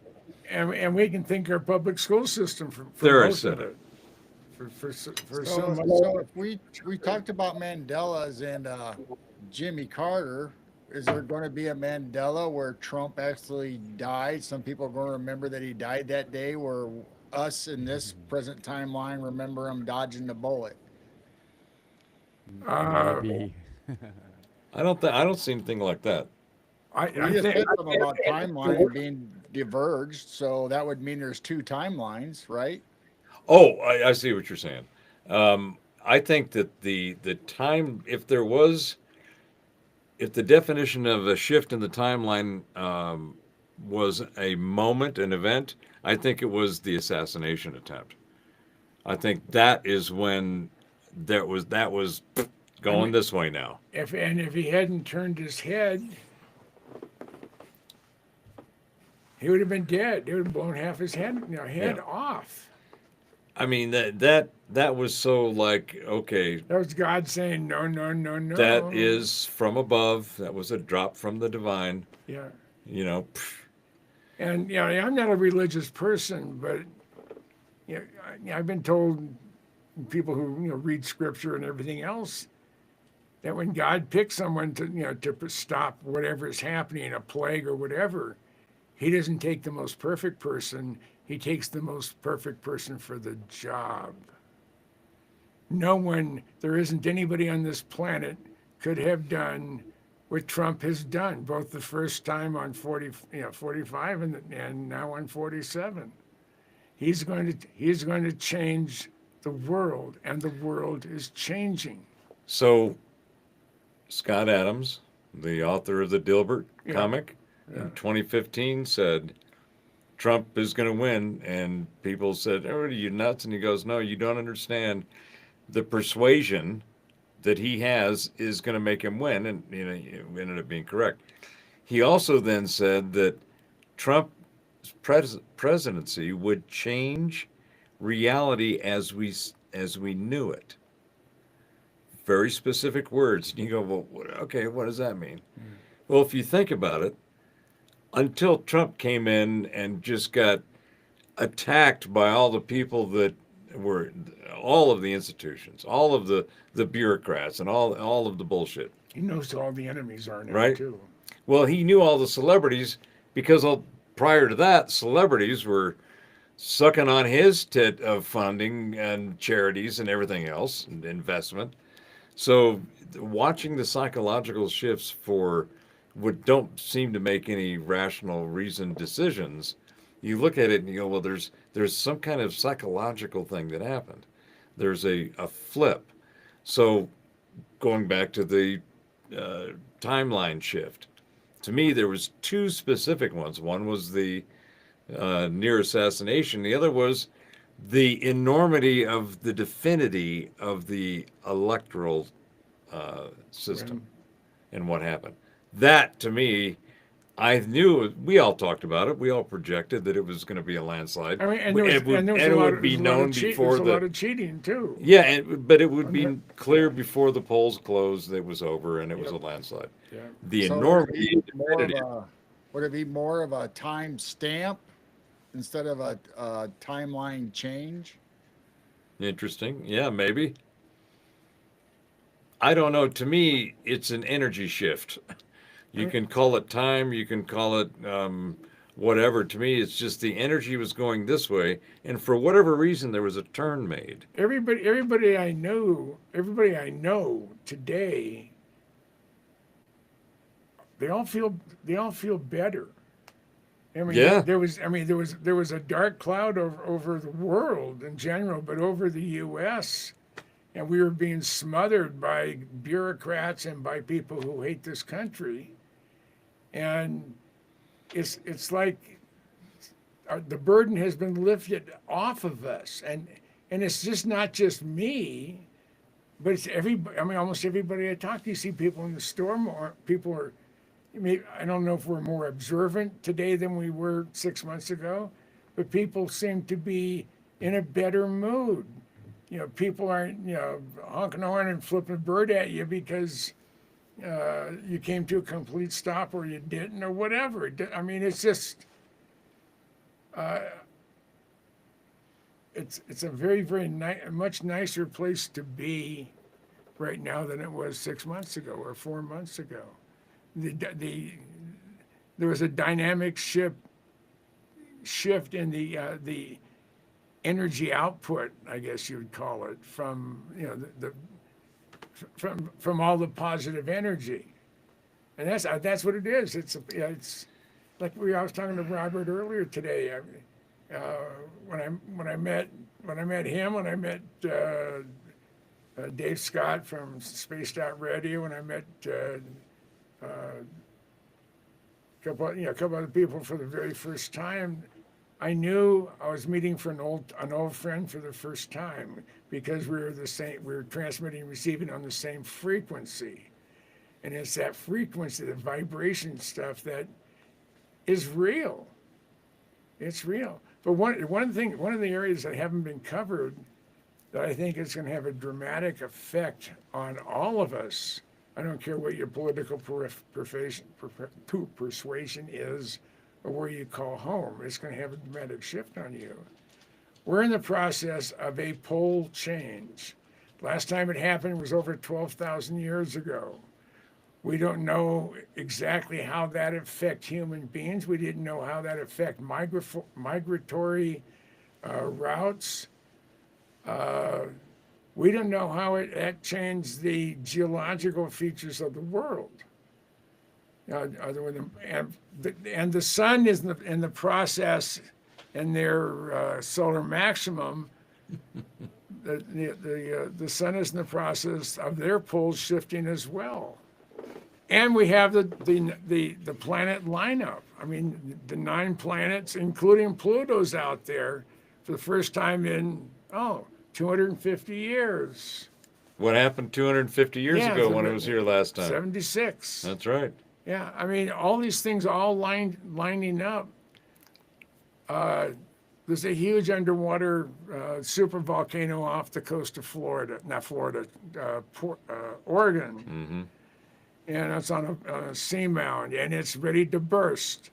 The Cascadia subduction zone, they've been recording 400 to 800 microquakes a day. Kilauea's all of a sudden going, going batshit crazy. Everywhere you look, the seismic activity, because as the poles shift, it affects absolutely everything on the planet. And people weren't around. There wasn't Facebook where you can post, or there wasn't TikTok or any of the other platforms. Maybe some cave dwellings, but it's no one knows what the end result is when there's a pole shift, and they don't know does it take 100 years or does it take 2 weeks? Well, Because if it gets to a point all of a sudden it just shift, we can be in some deep kimchi. though I have once I saw as much of the information did about Antarctica, and I looked at that and then read Hapgood's books and Hamlet's Mill, and then Velikovsky, and I looked at that and I went, oh wait a minute. So it looks like there's some kind of record that's been kept in a lot of ways encoded in the symbology, but or in the stories. But apparently there's these regular shifts of a gigantic tectonic shift. And I've heard the arguments, well, no, the plates can't really move. And you look at it and you go, well, if it's an expanding Earth, then they're by nature going to move because they're each going to be getting bigger or pushed. But that's why the Mid-Atlantic Ridge is that's the newest ocean floor is right at the Mid-Atlantic Ridge. Yeah. Why? Because it's making more floor. And that's what's spreading stuff. But it's not just spreading it's spreading in chunks. It's expanding in different ways. I think what's going on right now over in Ethiopia with the huge cracks over there. Valleys. So that is, I agree with Ben Davidson, it's suspicious observers. I think that is just a part of that expansion of that particular plate. But if you look at the core of the Earth as a plasma ball and not an iron molten core that's spinning around, but as a plasma, then it's naturally going to continue to grow. That's what that energy does. It just keeps making more of itself. So I think that's what. Has the Earth been measured to confirm that we're actually expanding and growing? I mean, I don't think of a tape measure long enough. The but, kind They of do it by satellites. They know how to measure the Earth. Yeah, and the telemetry and the amount of time that telemetry has been gathered, I don't think is it gives enough information for the totality of it. However, you've seen Neil Adams expanding Earth, haven't you? No. You've seen that video? Uh-uh. Oh, well, shit. Maybe I should. We'll go ahead and let me pull that up. This is Neil Adams, and he's a teacher. Expanding Earth. I think I might have played this one time before. Which one's the short one here? Yeah, this one here. All right.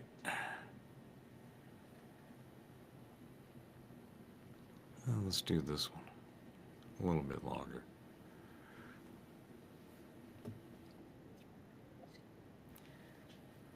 Did you hear that? Volume okay? I don't hear anything. Oh. Oh, I have to share it. I guess that would help, right? You're supposed to share the fucking thing that you're trying to play? Is that right? Yeah. Unless you're a I fool. thought Jim was in control of that part. Well, yeah, we're not sure what he's in control of right now. All right. You see that now? Yep. Okay, and The way it is now. audio good? All right, enjoy this. Here is our world, our planet Earth, floating in space.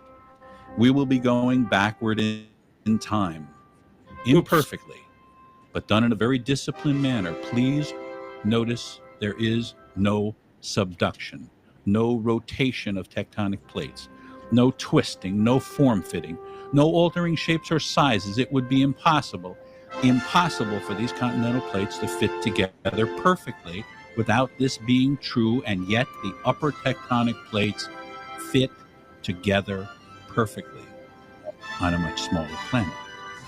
Yes, there's been some erosion, landslides, blah, blah, but overall, this activity is insignificant.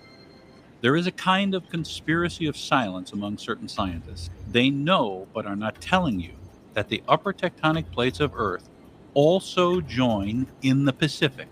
Not partially, they join totally.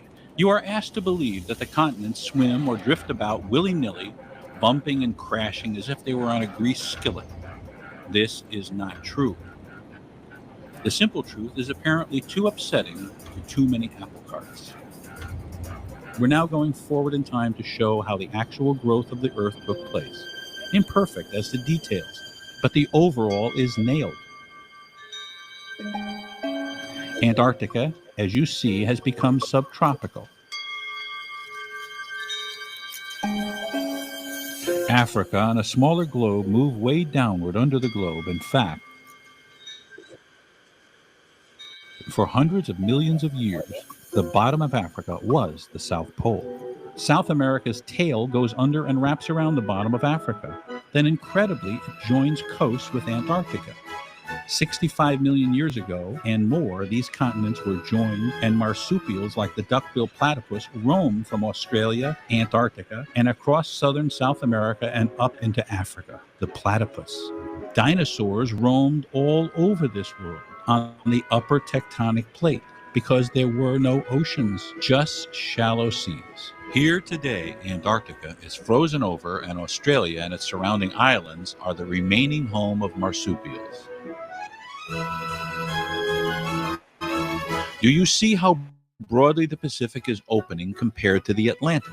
This is exactly why the knee-jerk Pangea theory exists. The Pacific spread is too difficult to easily visualize because it's so big. The Atlantic spread is so obvious that a child would recognize it, but they are the same.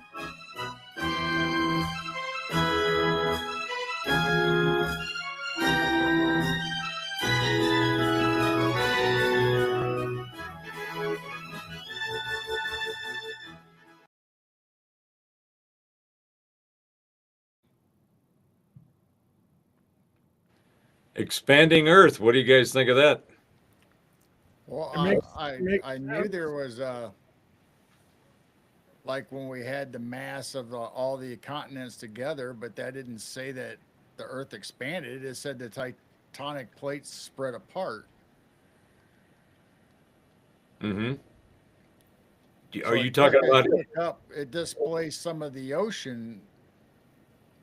So Before the- I didn't before see the where it Earth- actually said that the Earth actually expanded while that was happening. You mean in this video we just watched? Yeah. That was his whole premise. His I premise. didn't hear him say it. I heard him talk about Oh. the tectonic plates and how the continents moved and got in their positions they are now. Well, that's why he was showing a smaller Earth with all of the continents together. Okay. I forget what the amount of cosmic dust that hits the Earth and it becomes part of the Earth. It's in the millions of tons per day, and it's been going on for eons. So who's going to say that after 5 million years or 10 million years or 100 million years, you don't, So so much stuff is debris has hit it. It just keeps getting bigger and bigger. yeah. So, gee, you didn't think that he was making the point that it was expanding and that's why the separation occurred? No, didn't get I that? assumed it was a normal sized globe like we think the Earth is, and the other side was all water and ocean while the continents were together. Then they just spread out and displaced the water. So he's showing, this is the part, let me share this again. This is the part where he's showing that it's a smaller Earth and it grows. So you see that? So, Yeah. so listen here. Not partially. They join totally. You are asked to believe that the continents swim or drift about willy-nilly, bumping and crashing as if they were on a greased skillet. So do you see how there's like very little water and all of these continents are, they're all lined up. They're all collapsed. So it's basically the oceans are not there and the oceans are a part of the expansion of the planet. Water is H2O is the most prevalent in the cosmos. And this is I guess that Goldilocks water space that we inhabit. But do you see that they're all collapsed? Yeah. Yeah, I'm looking at that too, and I can see how See, he the starts growing theory. But where did all the water come from?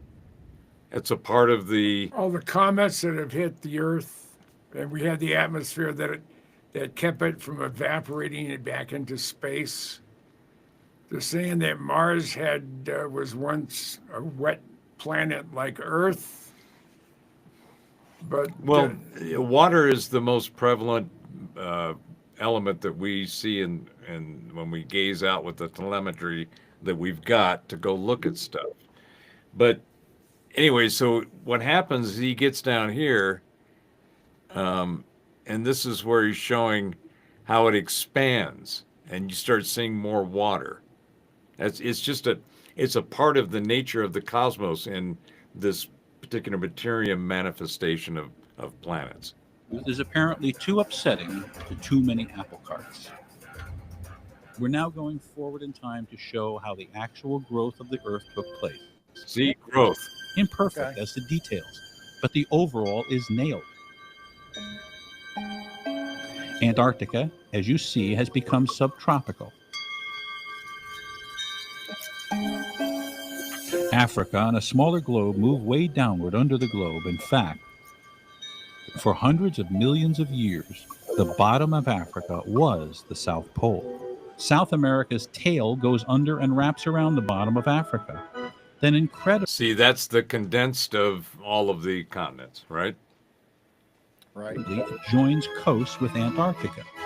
65 million years ago and more, these continents were joined, and marsupials like the duckbill platypus roamed from Australia, Antarctica, and across southern South America and up into Africa. The See, I think that's platypus. what's confusing. Dinosaurs roamed all over this world.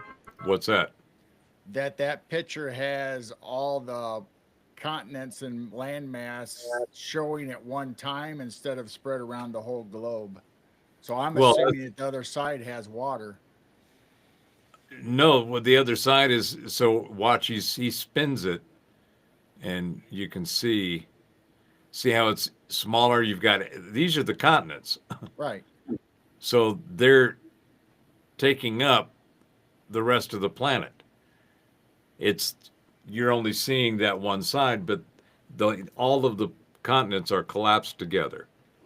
So it's a smaller, there's small pieces of water. The Earth is still going through its own natural process, not only creating and accreting water, but it's also creating this fossil fuel known as petroleum, which is an abiotic natural result of the processes of the Earth. So that's the point. He's making the point that if you take all the stuff out and you collapse them down without the space between them where the oceans are, they all fit together. And so clearly at one point they were all together. They split apart and became where they are now. I mean, North America, Australia, and Mhm. whatever aren't shown in this because they cover the complete other They're side. the other chunks of the, Yeah, you don't have Canada in there. Okay. Canada's part of North America, right? Yeah. Or These so- continents were joined, and marsupials like the duckbill platypus roam from Australia, Antarctica, and across southern South America and up They into have this Africa. as The platypus. the Dinosaurs pole for that roamed arrow. all over this world on the upper tectonic plate because there were no oceans, just shallow seas. Here today, Antarctica is frozen over, and Australia and its surrounding islands are the remaining home of marsupials. Do you see how broadly the Pacific is opening compared to the Atlantic? This is exactly why the knee-jerk Pangea theory exists.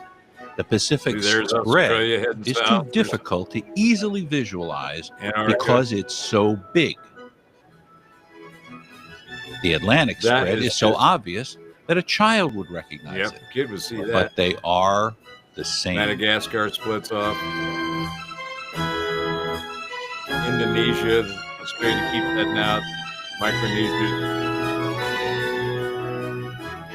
Hawaii. So, where is this? There it is. So, Clay, what'd you think? Yeah, I could see. I think the Earth is probably growing. I mean, it seems like it from tectonics. I mean, it would just, I would assume just from the tectonics that Earth would be growing. I mean, every couple of years there are new breakthroughs in observing our Earth or our solar system that absolutely blows away all of all the preconceived ideas how something's supposed to be, and all of a sudden realize, well, no, we've been fooling ourselves because whatever it is doesn't exist. So, that to me is part of the this great awakening kind of thing that I keep yammering ad nauseum on about. And I think part of that is looking at the stuff that we thought the stuff that we thought was one way, and to see if maybe it's something else. So in light of that, I will see. So- Hey, bees in the house. Jeez. All right. So I got a question. It might not make sense to you guys, but if it's a plasma core, Hmm. why don't we ever have plasma come out of cracks or volcanoes or some release ever?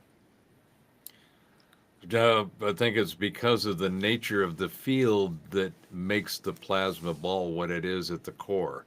So in other words, it's an energy ball. It's not a metallic or a materium ball. And whatever the nature of that ball is and the plasma and how it works, don't know, but that's what it's doing. Okay.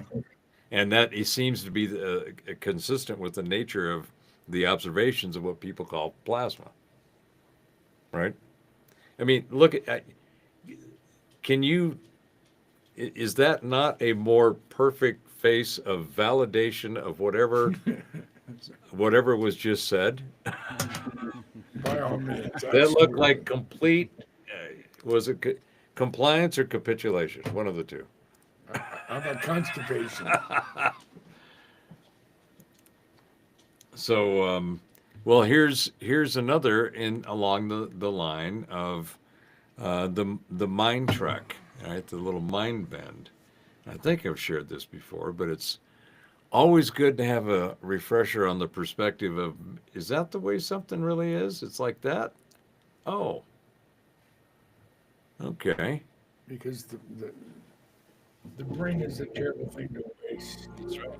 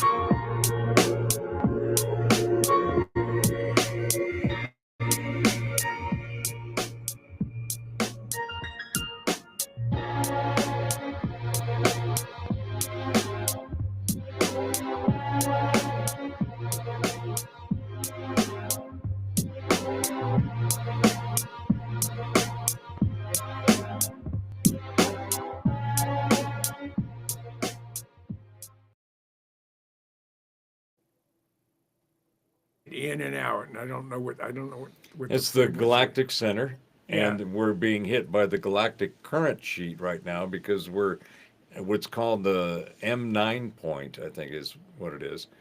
And at that point in the calculations we've got, that's when we get more of this galactic current sheet coming from this galactic center that's also affecting the frequencies and the energies that we're all experiencing. Yeah. So that's a whole, that's affecting the pole shift. It's affecting the tectonic plates, the weather. I mean, So are we Who- in a who- stream or a channel going along? so the way that he's actually, here. This is his, so we just went, there it is, and this is the galaxy. So when you think about, we're traveling in our own little planetary ecosystem, and Right. we're cruising along, right? Well, we're doing that in this. There it is. Thank you very much.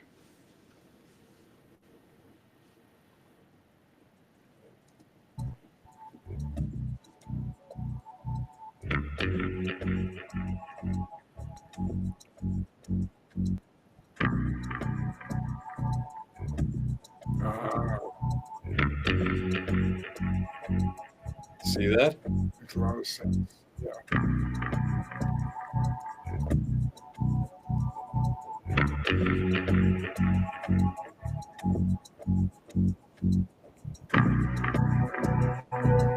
So he'll show what you're asking, Gene. All right.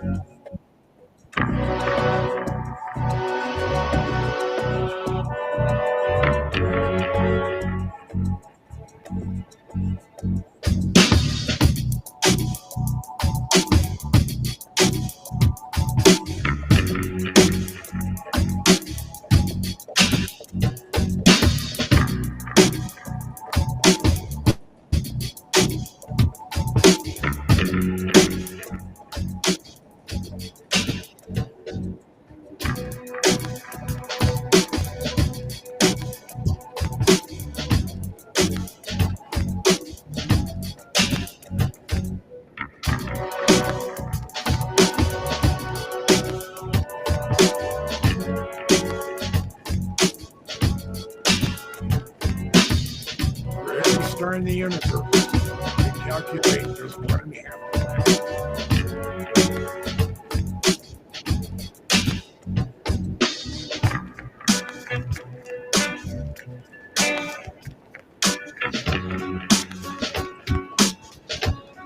So it seems to be a 26,000 year cycle from the peak of one position down to the other and back up to the same position. So it's like 13,000 years above. We're still the same way. Right. And see, it's not two dimensional. It's in this helical pattern.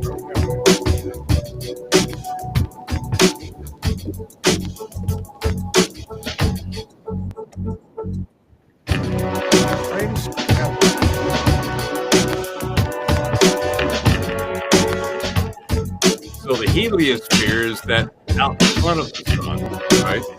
That's its own energy field.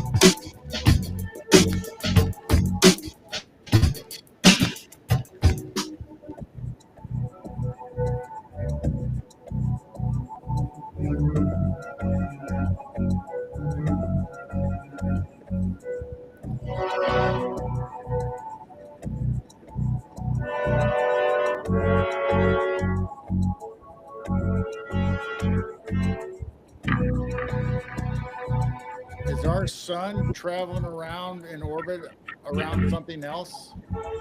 Well, that's where you get into Crundogens and binary star, and there seems to be some evidence that maybe we have a community or we're in a group, maybe that's making some kind of travel through space. But at a minimum, seems to me that the physics that that we understand and the data we use to try to understand it seems to look like this. This makes sense to me that that's probably likely the kind of model that's going on. But you wouldn't see this in a physics class.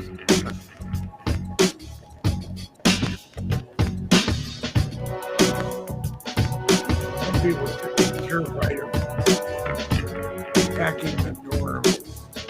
Well, yeah. But I mean, this visually just makes sense to me.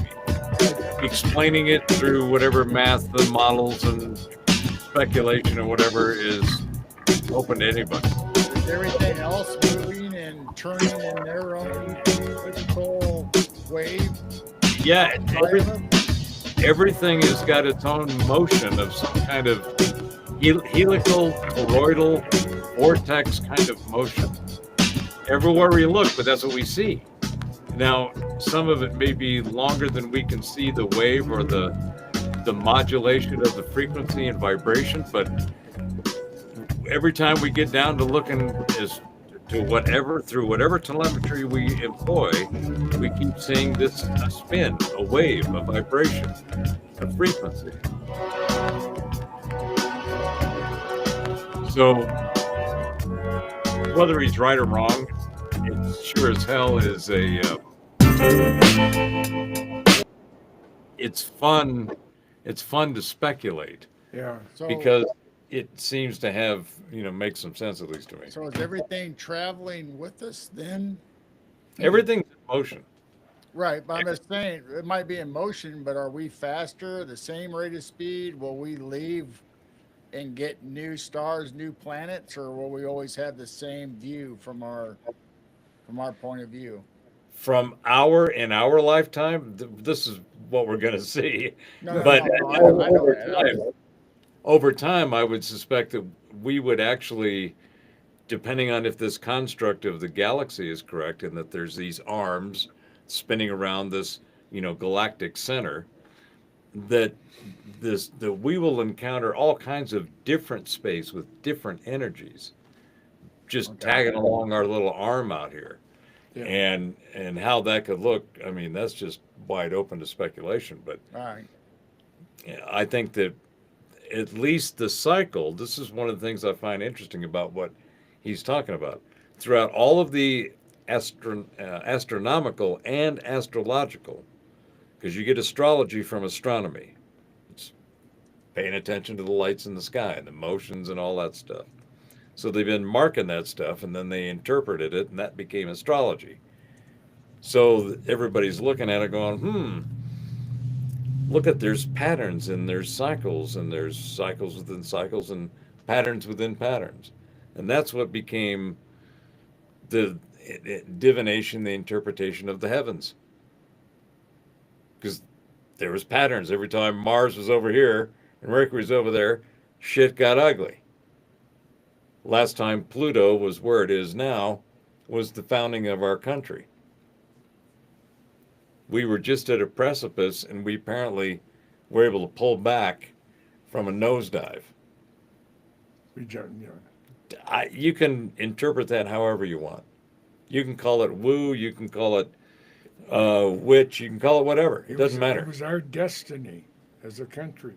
But Divine intervention. Yeah. Yep. That explains President Trump not getting his head blown off. And that goes back to we were talking about on the timeline shift. Well, I believe that the universe is definitely expanding. If you listen to any of the scientists out there, they say the universe is expanding. So no matter how you look at it, we are traveling through space. Now, are we traveling like that, or are we on a flat plane, or are we facing straight up, traveling? I don't really know, but it's really fascinating to think about traveling through space and how big it is out there, and we're just this tiny little speck, traveling around this star. And it's just traveling through space, so. I don't know. I've always known we've been traveling through space at thousands of miles an hour. Yeah, but space is a vacuum, right? Well, Isn't that what they say? that's what they say.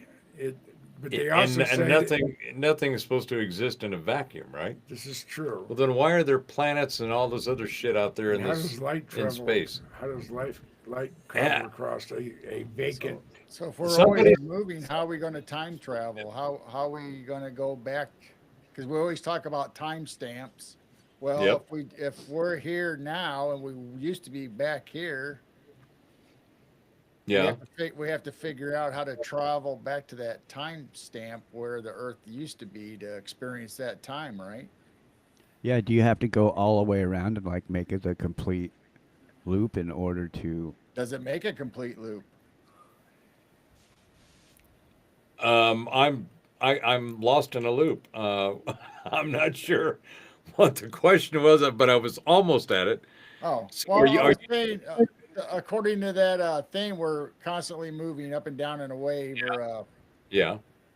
and we're always going. Yeah. So from the shows that we had before to time travel, it's more of a time stamp. Yes.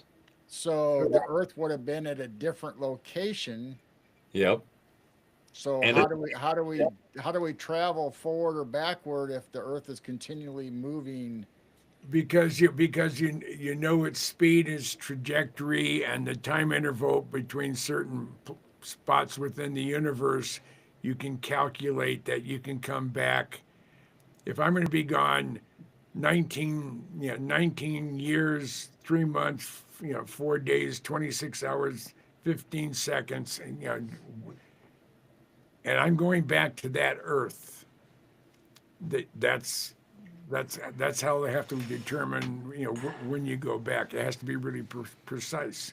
They've always said that. Bob Lazar said, when he was talking about what the sports model was capable of doing, it said there's no time interval involved if you go across, if you want to transport yourself across the entire universe. See, I have a different perspective. I don't think that time travel, as we understand it or define it, is capable. And you are correct that yes, everything is a stamp, right? Mm-hmm. So the thing is that once the stamp is stamped, that stamp exists in a larger field of stamps that make up that where that stamp occurred. Okay. Correct. So that stamp is now stamped. It's done. Signature done. You can't go back in it, you can go back to it. Yes. So that's how remote viewing works, in from my perspective. Okay. And it's also to the point that you were saying We about can't relive it. We can only just view it. we can dial into that frequency stamp in the stamp of all the other stamps in which that stamp that we want to go check out exists, because that frequency stamp exists. So it's a frequency set that you can dial into, and that's how you. And I think the same thing happens with in any non-local experience, any kind of clairvoyant, clairsentience, audience, whatever, that you have some kind of sense of knowing. That is simply you dialing into that resonant frequency stamp that is also. Mm-hmm. To look forward, you are simply looking at the directionals of the energies. You're able to see the parts and go, if it keeps going this way, it's going to end up like this, most likely. And that's just reading the fields. So to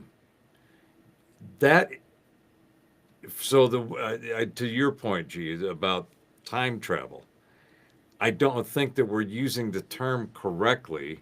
Okay. And the way in which it's used, where you're physically able to go back and change something, or maybe travel the future, or we've had our ancestors, but our offspring from the future come back to us.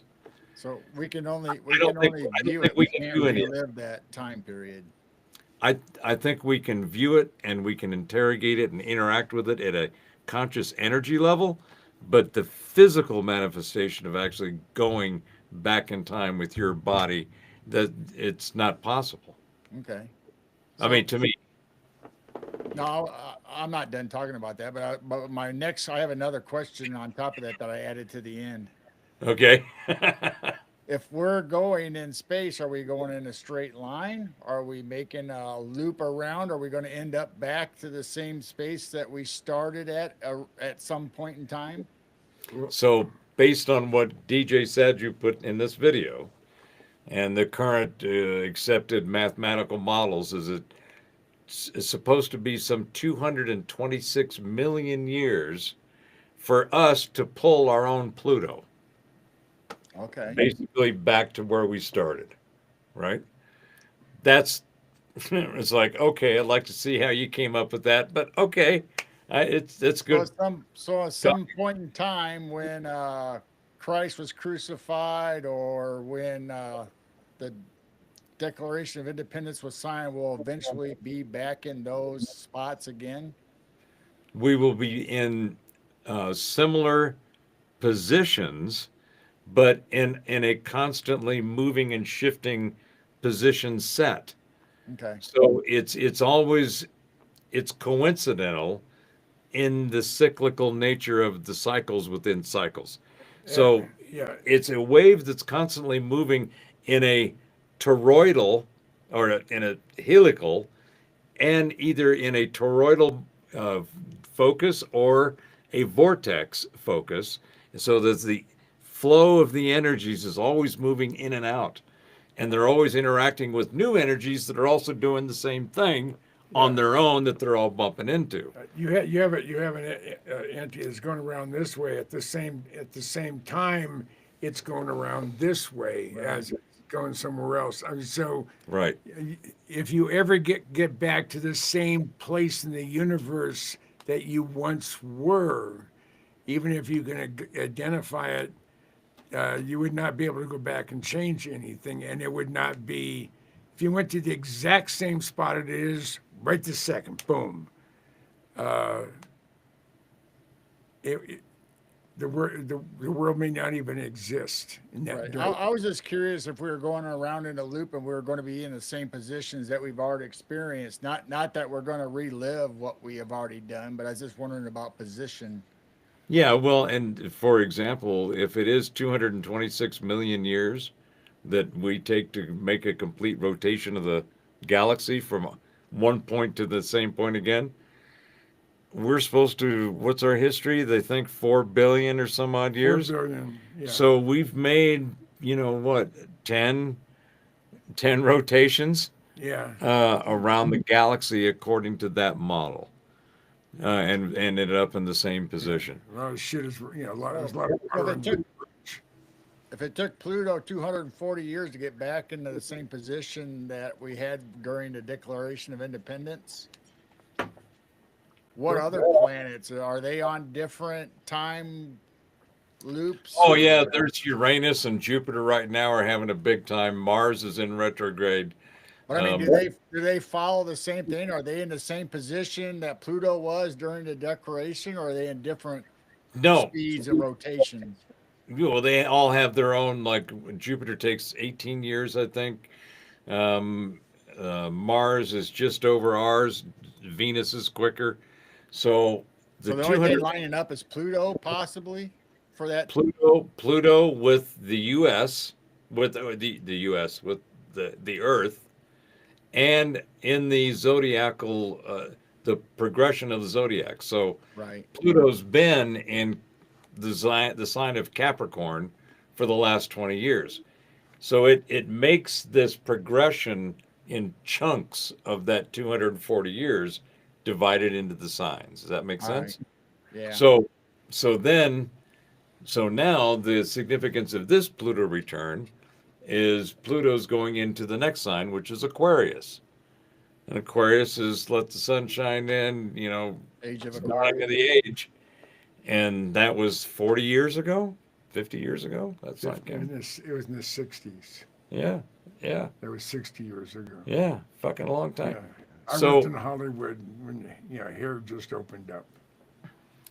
So Aquarius is, got all these attributes of, according to all the divination readers, that, it's this heralding of new stuff. It's kind of gives the lead on tech and, positive and great things happening. And you go, okay, well, that's all right. I'm kind of feeling some of that's like you were saying earlier. Just, So if we just got- the burden kind of feels lifted. It feels a little lighter, right? Yeah. So you want to time travel where, G? No, I'm sorry, I'm throwing a wrench into all this. I just have questions. Yeah. So, like, if we know Pluto, it took 240 years, and we know how long it's taken us to go back around a loop. Yeah. Can't we figure out exactly what year we're really in instead of the calendar we go by now? Well, that depends on a whole bunch of shit, like your definition of what a year is, and what the calendar, Gregorian or the Right. I mean, we know we that- lost 11 years, and This when we is switched just- calendars and the Pope and all that stuff. So can't we really figure out what the real is by the movement of the planets and our trip around whatever we're going around? Yeah, I think if I understand your question, but I think the point you're making or alluding to is how do you define the measurement of the time that you're using to figure out how long it's been, Right. right? And as it relates to the cycles, I mean, the Mayan calendars and the stuff in the Sumerians and Babylonians. I mean, these guys, they had this calendar shit down hard. Long, I mean, go back, millennia. And why did they have that? Because they kept those records. Keeping a track of what was going on in the sky was very important. And that made, a lot of, Well, they Hell, had to right. navigate by the stars. well, you know. exactly. But it's really funny how people don't know history as well as they should. They don't teach, Astrology- it's not important I know. according to academics. They took all the important shit and shoved it aside and gave him a bunch of. It's like having a bowl of Fruit Loops and getting swapped out for Frosted Flakes or something. Does that even work? I I don't like know. both. So. So, hey, Woo. Good to see you in. Hey, B. Hey, you pussy whipped. You had to go do what the wifey told you to had to do. You had to grovel and say yes, ma'am, whatever you wish. Of course, I'll be a good husband, and you are. He's got that down. Yes, absolutely. Practice makes perfect, I guess. I gotta say, that's some experience talking there. Absolutely. So, yeah, I don't know what we were talking about, but it was I fascinating. don't know. I threw a wrench in the whole conversation, but Oh, we're talking about time travel and then the cycles and then coming back around. Yeah, I think, speaking of coming back around, isn't that what karma is? yeah, let's talk about smart dust or something. Smart dust. You mean the fog? The fog, it has smart dust in it. So is that, where are you hearing that at? I haven't heard that one yet. I knew that there was all kinds of weird shit, something foam and shit popping up and weird stuff in people's pools. Well, anyway, the channels I listen to, I don't know if it's not mainstream, obviously. And I don't even know if it's anybody else's channels, but they're talking about nanoparticles in the fog, that people were getting upper respiratory infections and they were having mind fog and all kinds of stuff. And they were saying that there were the nanobots in this chemical inside the fog. So they said it smelled funny. The fog had all different effects on people. So there's like this technology of smart dust that they injected into it and shipped it across to everybody to go out and inhale it. Not saying it's true. I'm not saying it happened, but makes you kind of wonder. I went out and we were foggy here in Iowa for like, it seemed like 3 days. Just every night I'd go out and smoke a cigarette and be like, God damn, man, it's fucking foggy as shit out here. And so if there are nanobots, then I would definitely have gotten some of them because Well, I I was thought out you were there. acting different tonight. I wasn't sure. I mean, Yeah, I it's a little bit of a green glow coming don't. chin there in the gum. No, that's the good strain I'm smoking.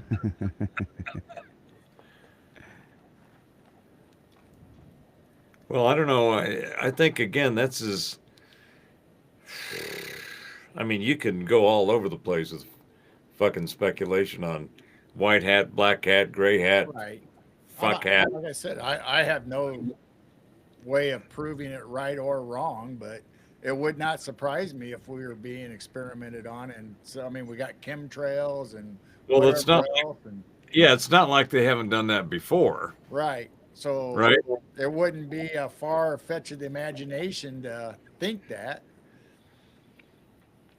Now, did something like that done on purpose? So, they were apparently looking for these, nuclear waste or whatever it was that they're supposedly looking for with these drones. Maybe they fogged out all of these places so people couldn't see them droning them states. Because I think it was like 27 states or something that dealt with this fog. Well, I haven't seen. Have you seen any down your way? No. I haven't. We've had overcast, but no fog. No, I Okay. mean, I can remember as a kid growing up, in the Bay Area, if you're heading over from say San Jose and you're heading over to heading towards Stockton or Sacramento, you get in the Central Valley, you get hit with that black, they call it black tule fog, where my mom said she can remember my dad had to drive with the door open up against the curb, hoping he didn't run into another car. And he was only 2 blocks from my grandmother's house. And it was a straight shot, but the fog was so bad. We've had worse weather. People have short memories, or they're dead when it was really, really bad. And how accurate was the measurement equipment back when the records were set? That is an unknown. And how about how the urban heat island affects the? We've been like in Tucson, they've been measuring the temperature at the Tucson airport for the last 145 years. Well, when they first started measuring, it was in the middle of nowhere. And as the city has encroached onto the airport area and the surrounding area, of course, concrete and asphalt holds the temperature longer than sand or dirt. So it's affected the urban heat island effect. So, Jim, if I hear you correctly, it sounds to me like you're challenging the narrative with some questions that are the result of some logic and reason, and just kind of looking at the information and not sure about the information being accurate. There's a lot of people out there foolish as a Christmas turkey, as my mother would say it. Yeah. Hey, Just had a guys, whole bunch of people pop we're in the getting chat. invaded by SOR crowd, or at least Rob G's crowd from SOR Spaced Out Radio. They're all coming in and raiding our channel. Yeah, Joe Monk, Tomas Man, Oh yeah, look at that. Jeff We got a whole Brissett, bunch of incoming. Latchkey Hustle. So you might want to say hi to them Launcher. or acknowledge the newcomers and say thank you for coming. And Yeah, there y'all are. I mean, I know most of those people, on SOR. It's amazing how many. There's a few that been there for a long haul. There's some they come and they go, and you wonder why. And it's an interesting community. We have a lot of very unusual personalities involved in this community, That's an understatement. right?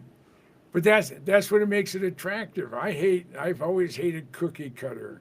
I've always and I've gotten caught a lot too. I've always played outside the box or stepped outside the lines. I know you find that amazing. Now, Joe Monk says they're here for the tacos. Yeah. Yeah. I already Yeah. ate my tacos. Yeah. Thanks for that, Joe. Now I'm hungry. I mean, yeah. Tacos. Yes, indeed. Yeah. Well, welcome all you latecomers. Clearly, you ran out of something to do, You found And- us. and you found us. So, you are welcome. It's our pleasure to provide foolishness when you got nothing better to do. Yeah, we are usually broken up at 4 separate locations. Right now, we're separated by 3 separate locations. Yes. Because I'm here in the beautiful suburbs of Farmington, New Mexico. Out in where the boonies meet the Goonies. Oh, it is. I mean, Because we got our Archuleta Mesa and we got all the bases running around underneath there, all the experiments and shit. I swear sometimes I'm laying there in bed and I can hear, some transportation going by about 5 miles down, just moving shit. big shit. People, Yeah. talking some alien language and Well, I mean, they've been talking about underground facilities for a long time. They talk about the underground facilities in and around Area 51. Well, they have the technology right there. They have the boring equipment that will go through solid granite at a foot an hour, and that's a 36-foot diameter cut. So the technology exists here. That's how they built. That's how they built Yucca Mountain. That's how they drove straight down 1,500 or 2,000 feet for underground nuclear detonations when they eventually banned the atmospheric detonation back in '62. So then what was that relevant to? What were we talking about? I have I no don't know. idea. Okay, I was hoping somebody I don't know. could. Anyway, welcome in everybody. We'll go back to scratch. Yeah. Yeah, boy, we got a few in here. Bomber and what's it? Bim Jim Christine Come on, Lynn. is in there. Gemini, Christine. Wow. The Thanks. mighty Joe Monk. Yeah. Well, this is the Geezer Geeks. Latchkey. Yep. Nice. We're here almost every Saturday night, or at least we try to be. We try to be. There's no guarantee, but It's sort of like the brain trust in the movie "Oh Brother, Where Art Thou?" Yeah. Did you hear that? We're a brain trust. Yeah. Yeah. Ours is more brain. My rot. wife might differ on that opinion. we're up here in the two person box is Tupac. the Tupac is the Blunt brothers. See, if we would have planned this ahead, I could have traveled to Iowa a few hours away, and me and Clay could have been together. Yeah. There you go. So It's too cold. It is Yeah. cold. It's like 16 degrees here. Yeah. that is not. I lived in Chicago for I recall them 9 seasons, for 9 years, and they have 2 seasons in Chicago. They have winter and construction. Yeah. July, August, and winter. Yeah.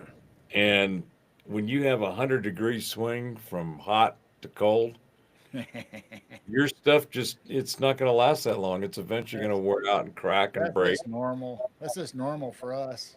Right? I mean, I spent 27 years of my adult life in Minnesota.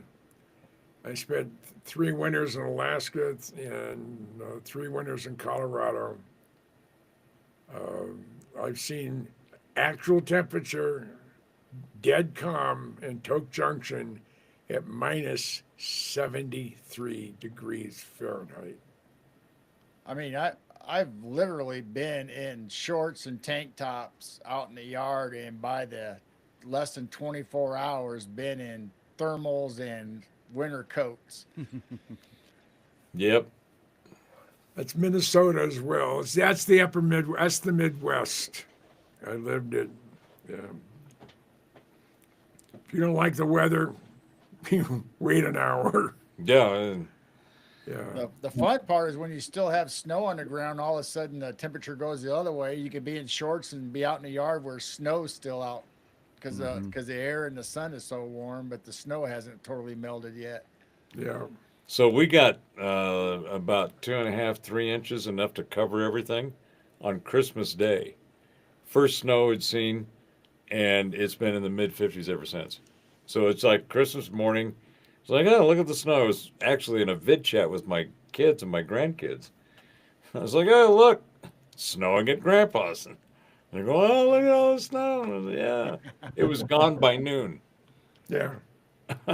Well, the first year I arrived from Honolulu to Oro Valley, which is it's just north of downtown Tucson. On New Year's Eve, it snowed 6 inches. By the time we woke up the next morning, other than a few areas that were in real shady areas that are almost always cold, there was a little bit of snow left. Other than that, it was gone. Yeah, I remember in the 90s playing golf. I was in a company golf league at the plant that I worked at, and we literally golfed every month of the year because we had 60-degree weather in December, January, February. I mean, you name it, it went all the way across the whole board where we should have been freezing and snow, but we had like 50, 60 degrees, and we could be out there playing golf. Or you go play out golf with a red golf ball. So Yeah. you find it in the snow. There was no snow. The fairways were clean. There was snow on the outside where it hadn't melted, but the fairways were clean. That's crazy. They Yeah, even let us take the carts out. I mean, they didn't. I mean, the ground was still kind of hard. Still, it was Yeah. weird. Yeah. So I had a friend of mine in Honolulu. His name was Sandy, a very wealthy gentleman. He grew up in the East Coast. He had he lived in Martha's Vineyards, owned 500 feet of shoreline, and I was at his house. It's like a museum, and I'm heading out to my car, and this is in Honolulu. He has this snow shovel on his front door. He said, Sandy, when the hell you have a snow shovel? This is snow in Hawaii, or at least within the 5-minute drive to Pearl Harbor. It says, that's to remind me never, ever to want to move back there, even if I miss the place. I hate the snow. So, It's I not grew bad up if you in it. don't have to go out into it if you don't want to. Yeah, I grew That's up the in key. it. Growing up in Utah, we had 4 seasons, so every year we had winter. And then as an adult, I spent, a decade in South Dakota, and that got my fill of winter for the rest of my life just from that. But now I'm living back in Iowa. It's cold here, but I haven't seen much snow. no, I It's mean, got- the first yeah, it's coming. the first winter I was in Minnesota, we had a ton of it, and we'd have to put flags on your car because the snow was piled up so high in the driveways and in the street corners. I think it has a lot to do with the urban heat island. We had one series of storms over 10 days, It started on Halloween and went for 10 days. And we got 61 inches of snow in those 10 days. That was the annual snowfall for the city of Minneapolis. We figured come June or July, I mean, come April or May, if we're digging ourselves out, we're going to have a couple hundred inches. It didn't snow again until March. Wow. 41 in Canada where BIM Gym is. That's warm compared to where I'm at. It's 17 degrees here in Des Moines, Iowa. Yeah, are they West Coast or East Coast?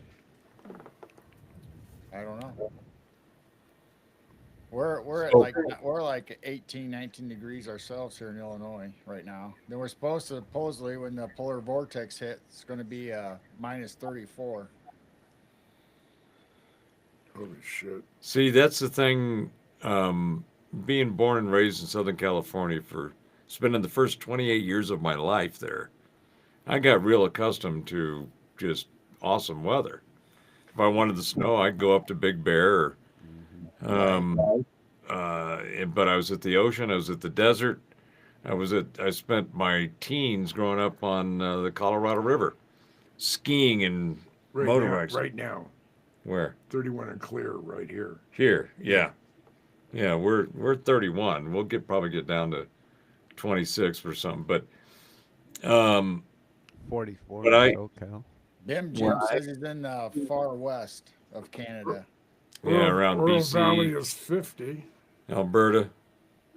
I lived in Alberta on a homestead back in 79 and 80, 81 on 160 acres up there, about 90 miles north of Calgary.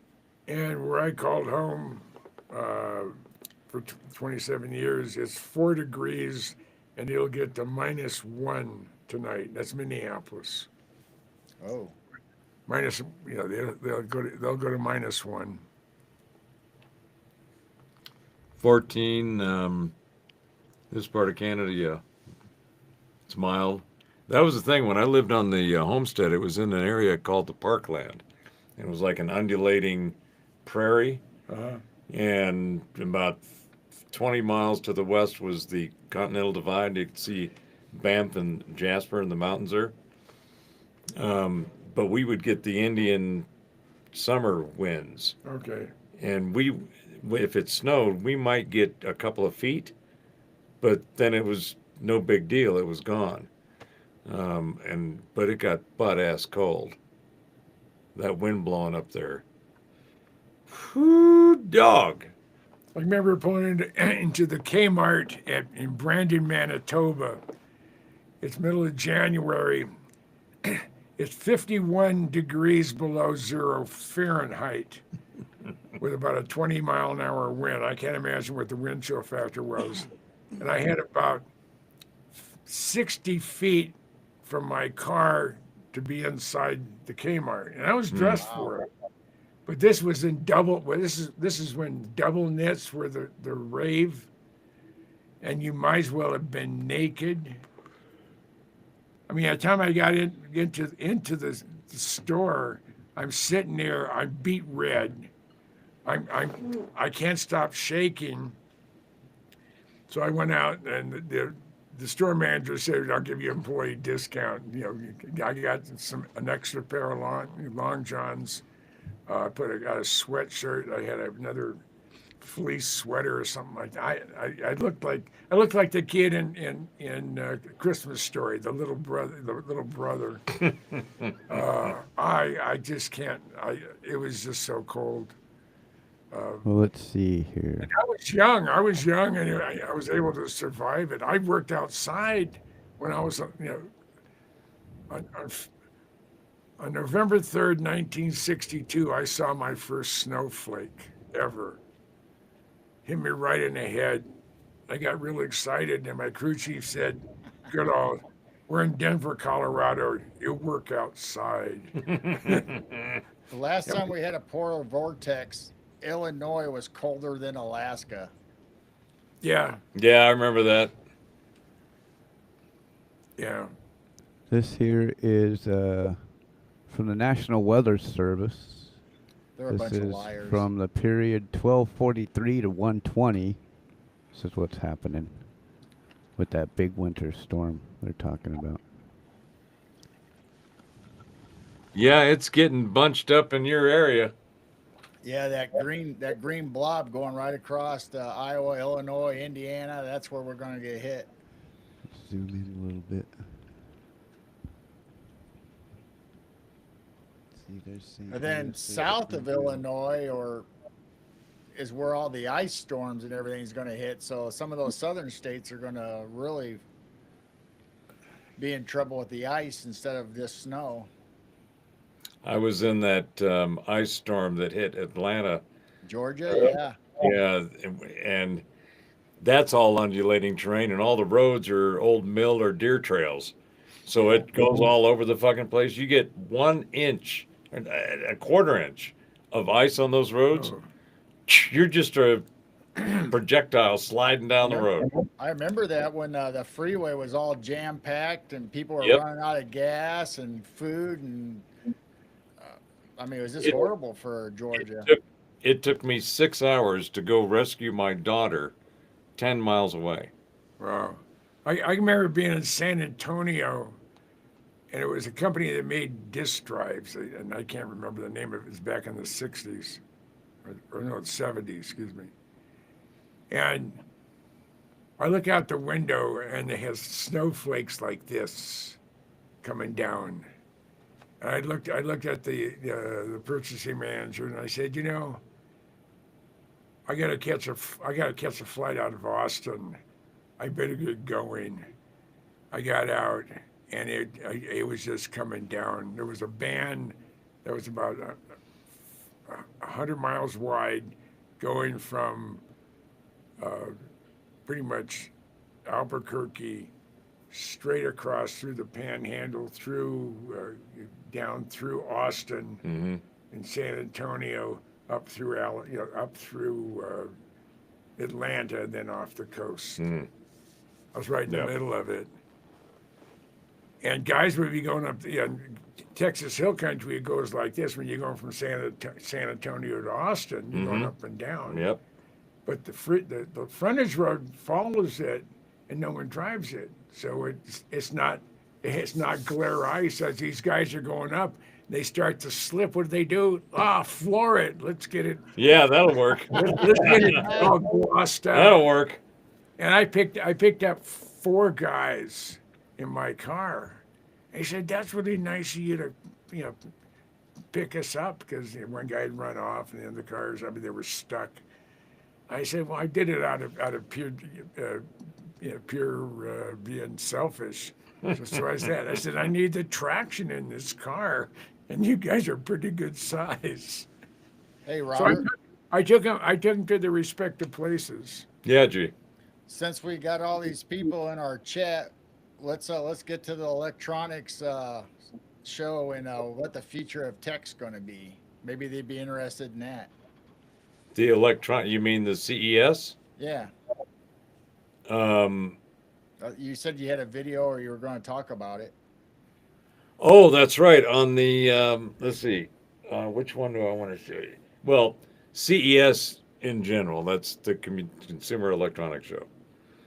So it's every year, the first week of January, and it's in, I think it's in Vegas. I think that's where it's the, in Las Vegas.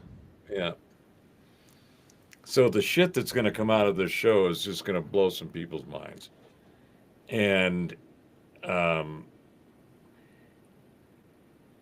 what will happen, the stuff that we'll see is going to be made available a fuck of a lot sooner than usual. It's not going to be, here's going to be the new kind of phone in the next 2 years. Yeah, They're going to go, no, here's the new one. it'll be out next week, by the way. Yeah, and if Musk continues his current course and speed of innovation and kicking ass in anything that he touches, I think his own phone will be out linked to Starlink by the end of the year. 'Cause he made a post this past week where he said, first of all, his Tesla phone will be $100. You buy it it's compatible with every single network on the planet. And he said, would you use my cell phone service as if all you had to buy, the first time is for your home location for internet is a $250 antenna. And of course, with building a lot of them, the price comes way down. And you could have internet at home or wherever you're at on the planet for $10 a month.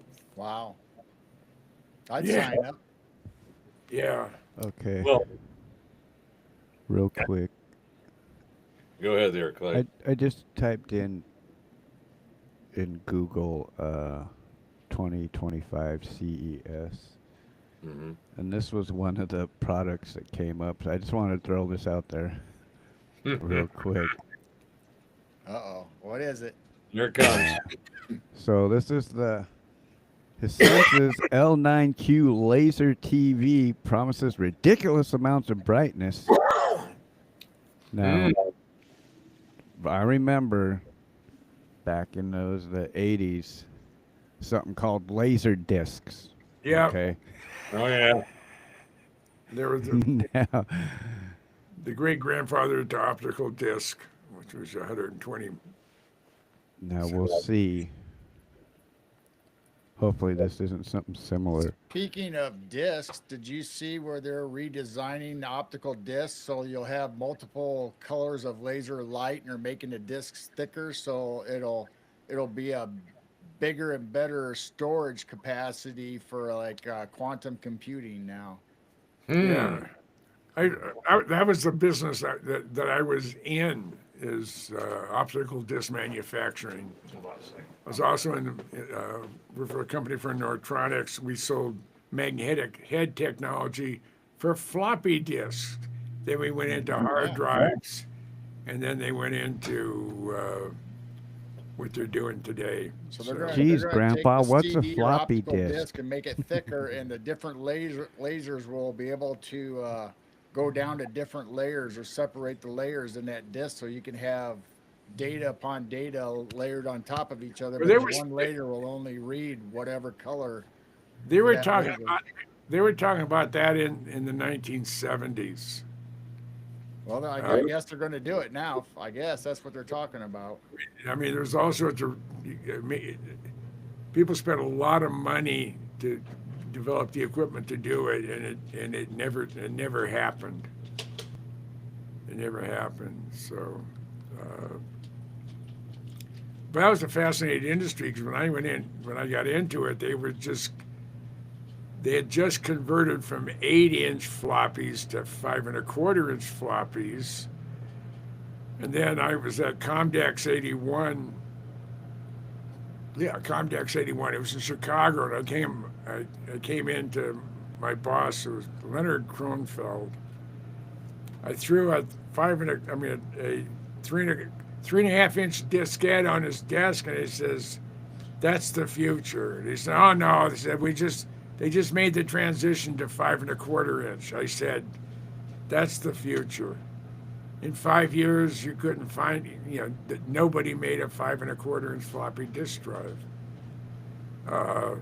And every technology is ended up being a half-life, pretty much, of the technology it replaced.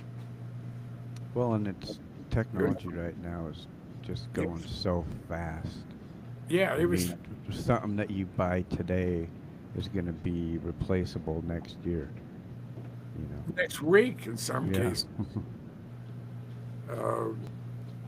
Yeah, it's just, nothing is fixable anymore. We belong to a replaceable society. What do you think the headlight on a 15-year-old Corvette would cost? Just the headlight. Nothing broken. just- $45 maybe? Yeah, but try $500. Oh my gosh. Because it's all one unit. And I don't even know how they get the thing off. I looked underneath the car in the wheel well through the hood. I couldn't see where you accessed to even loosen the thing up so it'd pop off. But it's the entire light assembly is what you get. $45. I'm still thinking it's 1994 or something. Yeah. Wait, one of the service guys said, he said, because right next to Watson Chevrolet is a Infinity, car dealer. It's owned by the same owner. So he said he has an Infinity sedan of some sort, very nice. His headlight went out, and it was $1,100. Yeah, so the hell with them. Boy, I What? think my wife's been eyeballing water had to come out. the Well, new Ford Bronco. She wants a new Ford Bronco. When you get water, you only rent it. Right, yeah. I used to like my I'm water curious. water filtered through hops and barley. I have a question for you, Gerald, because you worked in the auto industry, right? Yeah, I did for 27 years. So what do you think, like with these tariffs that Trump's going to throw down, do you think that some of them auto jobs are going to come back to the States? I think so, because the reason my job ended and they closed the plant was because Obama opened up the tariffs and didn't charge the Japanese what they were being charged. So they said, well, it's just as cheap to build it overseas and ship it here than it was to build it in the U.S. Yeah. So I think the reverse is going to happen, where they'll have to come back and put a foothold back in the U.S. Oh, the president, female, the president of Guatemala or Honduras, maybe it was Honduras, said, well, if President, if the U.S. is going to deport all the illegal Honduran residents in the U.S., then we're going to throw out their military. And I made a post on X. They said, "Hey, sweetie pie, No, you better sit down and think what you just said and what the ramifications are going to be, because you're not dealing with who's been in office for the last 4 years. You're dealing with Donald John Trump and his band, his Team America.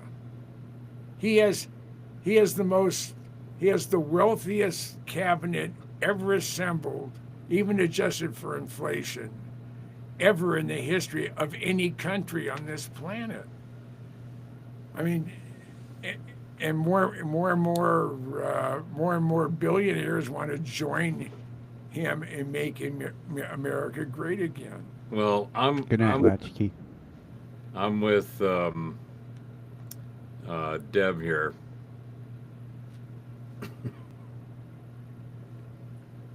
Yeah, I'd be down with that.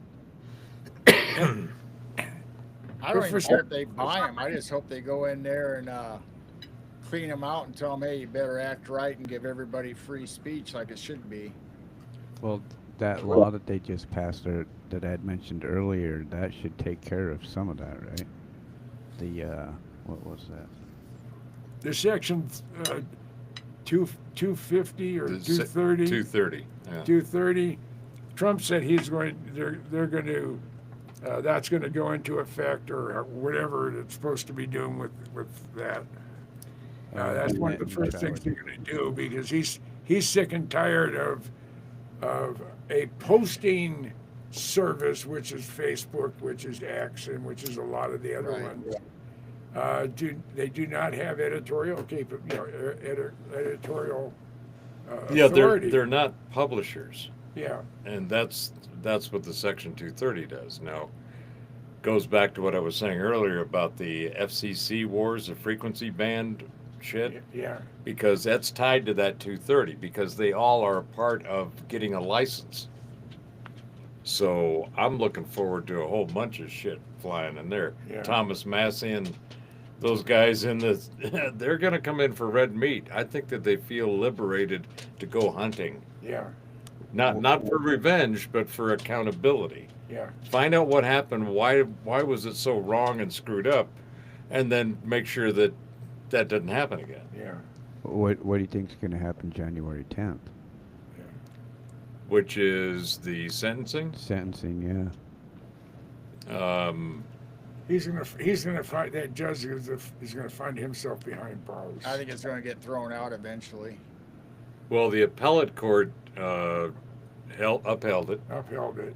So the next step is Supreme Court, and I'm wondering if there's been a lot of rumbling for at least the last year or so or more about, at a minimum, the Brunson case, and there's a bunch more chatter that apparently the Supreme Court's cocked, locked, and ready to unleash something that's gonna shock the shit out of people. Maybe they're waiting for the inauguration. If to me, in my opinion, based on what I've seen and what I think I know, if there isn't accountability for what was completely a fraud and stolen election in 2020, the fraud on January 6th, the fraud on the whole COVID-19 thing, George Floyd, Antifa, Hey, I was in BLM. Minneapolis when that piece of shit was there. When he, all of this stuff has been orchestrated. All of this stuff has been orchestrated to create the angst and the consternation and conflict that everybody had to deal with to try to navigate the nonsense because it was so loud and there was so much of it. So I just seen this as I was doing some poking and prodding. Let me get this down What's to this size guy's a up? little bit. Go ahead and share the screen. Can you do a screen share, Clay? Oh yeah, I can do this. So how do you think that January 10th or is playing into their plan where they keep saying little hints about how the transfer might not be as smoothly or as on time as we think? To me, that's just talking point narrative bullshit to keep people thinking and guessing and second guessing and triple guessing. I don't think that there's going to be any. I think that this bullshit that this judge is trying to pull is going that's to gonna be that's gonna backfire. is kind of their last straw at taking a swing at getting Trump fully installed, inaugurated, etc. Yeah, and this is just some of the scheduled events that they have coming up within the next month. Of course, yeah, Carter dropping over dead. Of course, he'd been dead for a while. That sort of, Did you hear they wanted to close the markets for that day? yeah. Oh my And God. I don't know if that is still on tack, but I mean, what? Wow. I think it was It was David Sachs, who's one of the All In Pod guys, who's like this billionaire investor. He's been installed or being installed as the crypto czar for Trump's administration. So this guy is all into blockchain and crypto, like Musk and Vivek and everybody else. The only reason the market should close down or any of that is when we change formats for our economy. Yeah, I mean, at that point, you would say, all right, tomorrow's the switchover. You're going to go Reboot. from fiat to the Bitcoin, and we're just going to give you a coin. It's not going to happen like that. It's going to, I think, be more organic, and it'll be a grassroots thing that'll just eventually push out all the bullshit because nobody will be using the bullshit. It's Right. kind of like what we're seeing with the media right now. All this legacy media is being pushed aside because nobody's paying attention to it anymore. I mean, like we were talking earlier, a rerun of Hee Haw beat CNN's primetime slot, specifically on the area of the age groups they're shooting towards, 27 to 54, I think was the range. They got less than 60,000 viewers. This is on their top program, the best time to be on, and they get beat up by Hee Haw. and it was a rerun at that. I mean, it they're dead, and even James Carville has basically said that the media shot itself in the dick. It doesn't. It makes absolutely zero when the media said, "Well, you can't do that." Well, suck shit through a straw. Who's going to stop me? Suck shit through a straw. Yeah. All right, that sounds like high school. It generally is spitball- at this time of the spitball night. shit. And I've So it looks like we started early. don't I we? know. Yeah. So it looks like the 10th on the sentencing. To my speculation, G, on your question is that if the guy, so the sentencing, I think what he will try to pull and save face is that it will be held until he's out of office. No, So- that will never. I mean, or Which What about what the, Supreme what about Court. the speaker not being verified or brought in, and they said they can't certify the election without a speaker? Well, Johnson won the speakership yesterday, yeah, he's the speaker. so he's the speaker. And Trump has already said, I knew I wasn't going to get the was it the buy-in? I mean with the ceiling. The debt ceiling. The debt ceiling removed. I knew that, but we had to try anyway. So Johnson did everything I asked him to do. So Johnson is in good favor, it appears, with Trump. You got to remember that they're navigating a swampy cesspool that's decades deep, and there's a lot of just Generations. well, there's just a lot of just natural resistance to anything that resembles functioning. Yeah. That's not happening there. So there's a slog that they have to fight their way through, and it's amazing to me how awesome words and personalities are, because if you ever saw or wanted an example of a personality effect, just look at what's happened around the world since Trump won. The Trump effect is fucking everywhere. Yeah. Everybody wants to play, everybody wants to talk, everybody wants to stop, everybody wants to go meet, go hang out, have phone calls. And So because they've all recognized that it's like, you could use the analogy of a new sheriff in town, but it's kind of like dad came home and all you assholes have been making a mess. It's time for you to clean up your shit and go home, get out. yeah. You screwed up the place and you no longer have that privilege. I'm curious about the proposed ban on video sharing TikTok, Mm-hmm. January 19th. So that means that there's going to be like no TikTok in America? Is that what it is? You can't install it on new devices, but supposedly if it's on old devices or you already got it, then you can still view videos. I don't know if that's true or not. That's just what I've just been hearing going around. I think that personally, it's along the lines of what we were talking about earlier with Musk buying CNN or MSNBC. I think a handful of conservative billionaires are just going to step in and say, we'll take it, because the thing is, it needs to be divested from China. If it's divested, then it's allowed to continue in the U.S. So splitting it off and having some conservatives come in and take hold of TikTok, Yeah. take hold of CNN, take hold of MSDNC. I think MSDNC or however you want to look at it, they should allow just to die, because they like I mentioned earlier, you still have if you're buying MSNBC, you still have the linkage to the parent company, even though you become a physical entity. Well, unless they sell it off, sell off the asset. It's the same thing that when Disney bought Fox Studios and bought all the fucking Marvel shit. Yeah. They just sell off a chunk.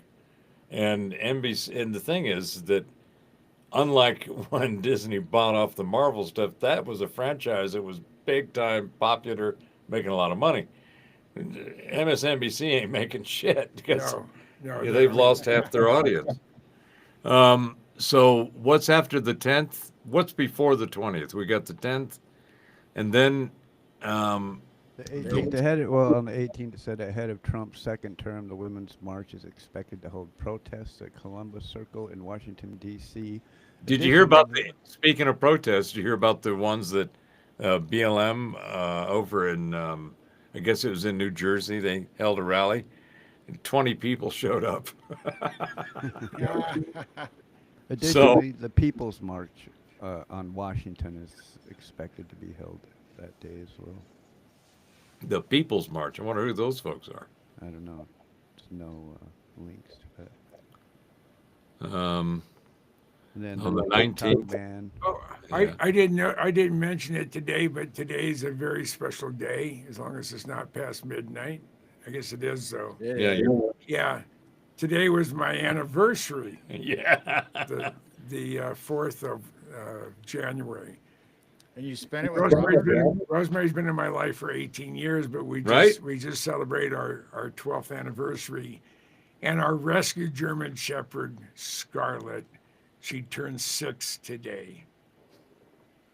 So Danny's hanging out with me instead. It's like, well, Yeah. all right. yeah.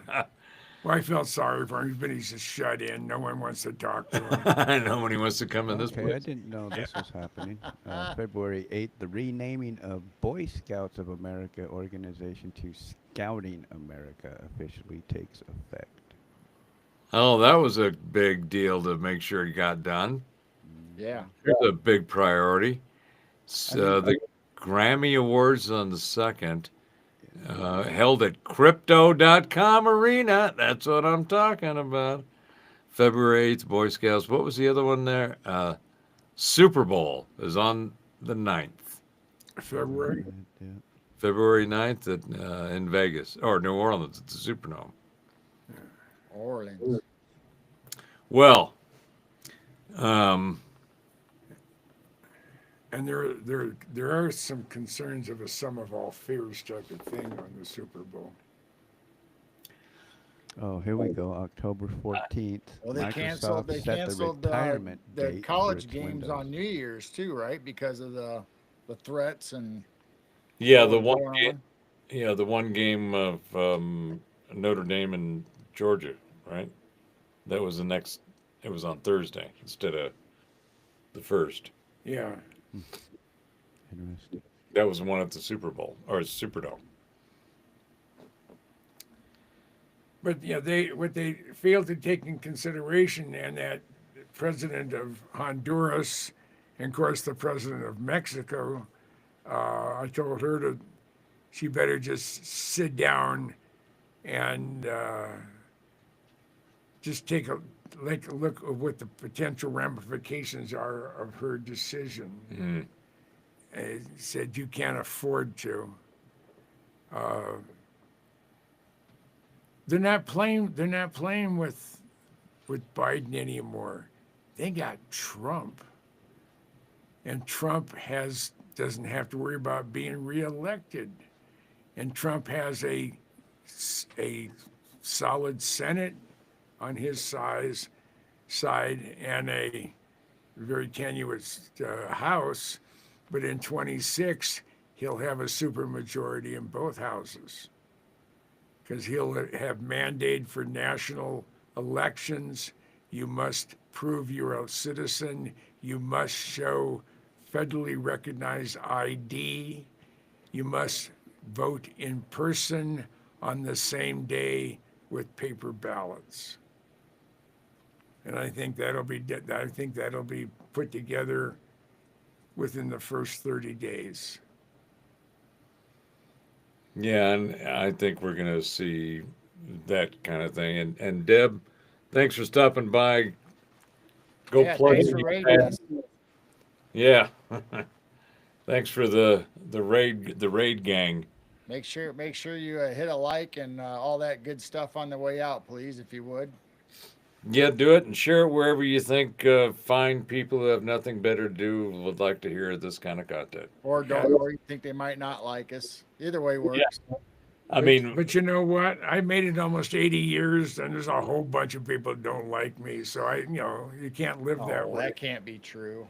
the list is long, trust me. Oh, no one that ever met me has a neutral opinion of me. People either they really like me or they can't stand me. Well, no, there is those who tolerate you category. Well, those are the people who can't stand me, but they tolerate me. And that's been my way my whole life. No one has a neutral opinion of me. Either they really like me or they just can't stand me or they hate my guts. I've heard people talk about Jim Goodall or James Goodall, and I've gone up to him and said, "You ever met him?" I said, "No." I said, "Well, I'd like to. I'm Jim Goodall," and it has a very interesting effect on the people that's been spouting that. Well, that all that means your reputation precedes you, and that's a good thing to warn those who have yet to encounter your ass. I mean, There should be a disclaimer. yeah, to fucking show you where my Sign this, will you? danger, Will Robinson. so just how far my reputation and my buddies' reputations go. John Lear, the late John Lear, we were friends for over 40 years. We're at the fence line at Tonopah Test Range, 1996. It's 11 o'clock at night. We see some armored personnel coming towards us with the lights turned off. And I'll make a short story out of the whole thing. And I stand up and yell real loud, "Hey, we're good guys, we're taxpayers." And all of a sudden we had floodlights on us and little red dots dancing on our chests. Well, the rest of the story, we end up having a discussion with the contract security on the public lands side, and we hand our driver's licenses over to a guy on the south side in the restricted area who goes to the supervisor. It's now 11 o'clock or 11:30 at night, and the interior light goes on, and all I heard was, "Oh shit, it's Goodall and Lear." And the lights went off, and the little red dots went away. So I've made my mark on the federal government. Yeah, we've been going 3 hours, Karen. Just a reminder, this automatically shuts down when we hit the 4-hour mark. So Yeah, we're getting Are close we? to it. Yeah, we're 3:15 now, Oh, Jesus. so we're getting close. But Hey, we had 3 hours just trying to figure out how this goddamn thing to work right. well, it was actually about an hour and a half, and then the other hour and a half was playing with those toys Yes. and Oh, sitting that there was fascinating. making using that stuff it's got to where it's very usable and great tool set. So, And but yes, Karen, Jim is at Robert's place. yes, Jim And I could don't reach think over he's and held choke captive. Robert right now if he wanted to. yeah, yep. Jim, Right. see, we decided that we had to do 2 cameras because we couldn't appear to be in the same room together, because that would be all kinds of trouble that neither one of us want. So we are in 2 different rooms in the same room. See, if I didn't know better, I would have thought Jim was in the basement. Yeah, we are. Yeah. So yeah, Jim running around the state of New Mexico, and then on his way home, he stopped by here. I mean, I was in Albuquerque. I come to the rescue of a buddy of mine, Stuart Brown. He got injured last year on the ice, slipped and fell, and had a severe brain concussion, and has suffered physically and balance-wise and everything ever since. He's getting better, but he wasn't. He was on the ground. People walking around him for a bit, and finally someone out actually stopped and helped him.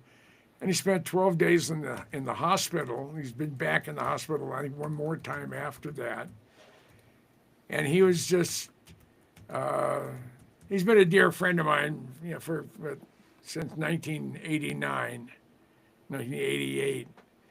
So we go back 35 years, 36 years. And he's just one of my weird friends. Like all my wives, I've had a number of those, and even girlfriends said, well, you don't have any normal friends. I said, well, normal people are boring. I like those guys, men and women, that are unique in their own right. I mean, our group of our Dreamland interceptors, as we called them, so those of us that would go out and snoop on the government in and around Area 51.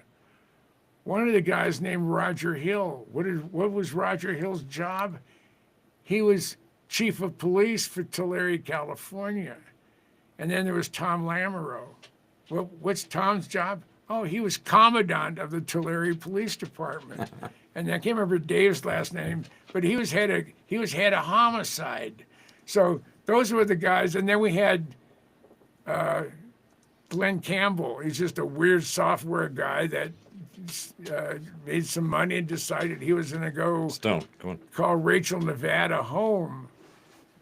We had Mike Dornheim. We call him the Ayatollah. He was Aviation Week's one of their top technical guys. We had the Minister of Words, Stuart Brown. We had myself. Stuart calls me the Great One or the Senator.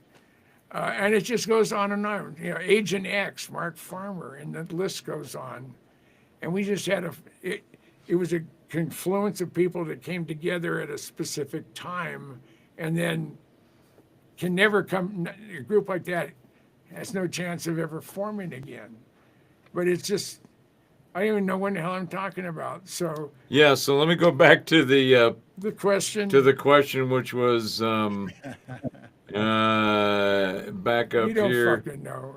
Yeah, there it is. Okay, and the question is, for the panel, what's going to happen with Russia and Ukraine once Trump gets in office?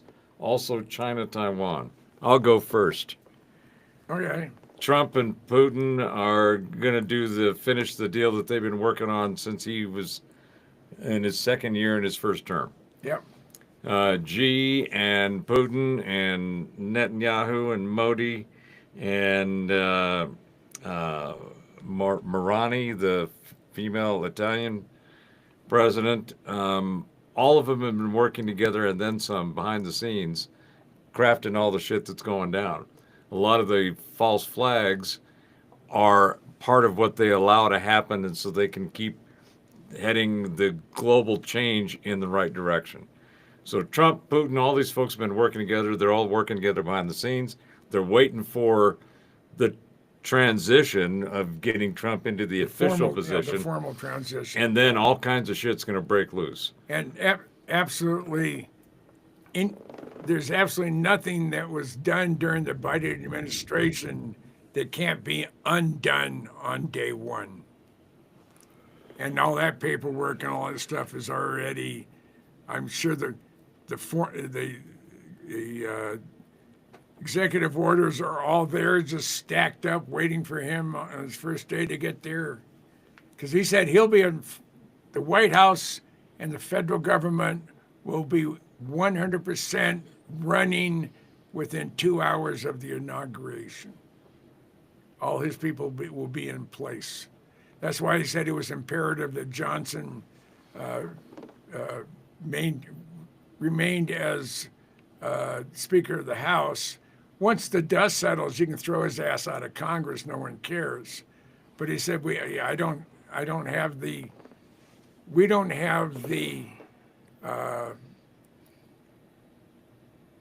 the freedom just to waste a month, 2 months, 3 months getting confirmations. We need them all done now. And he may even call a Congress to go into full recess, So he can just make his appointments and, so they can and make just all of get his it done. appointments right then and there, and then they can say, "We'll just work on it." So your other part of your question was China and Taiwan. I think there's going to be an amicable work through that. And the thing that makes Taiwan so valuable is its tech and it's basically its chip making. And I think Musk, speaking to Musk just on the chips, I don't know if anybody heard this, but Musk and his XAI just blew the fucking doors off of a theoretical limit in the number of processors that they could use for doing compute power, what they call compute power for AI. The limit was, they thought, around 10 to 20,000. He just clocked it over 100,000, blowing away everybody's expectations. They didn't think anything like that was possible. So that's just on the chip shit. But another thing that's going to happen over there in another geopolitical as it relates to China and Taiwan with Musk and a whole bunch of other people via Trump's tariffs and all the other things, they're going to start building chips here. So the value of Taiwan's its economy and its asset and its resource is going to be diminished. So it's not going to be that big of a deal. It's basically going to be how Xi and Trump work out what kind of an arrangement and deal they do. There are 3 chip plants being built in Arizona. There's one of them in Tucson. There's 2. One of them is in Mesa. It's huge. You drive up Interstate 10 on the way to Phoenix from Tucson. You look over and there's a gigantic place, and that's a chip manufacturing company. So the other thing I think is going to happen is the mullahs in Iran are going to get the boot. And I think the rise of the pissed off peeps that's going on around the rest of the world is going to catch fire in the Iranian population.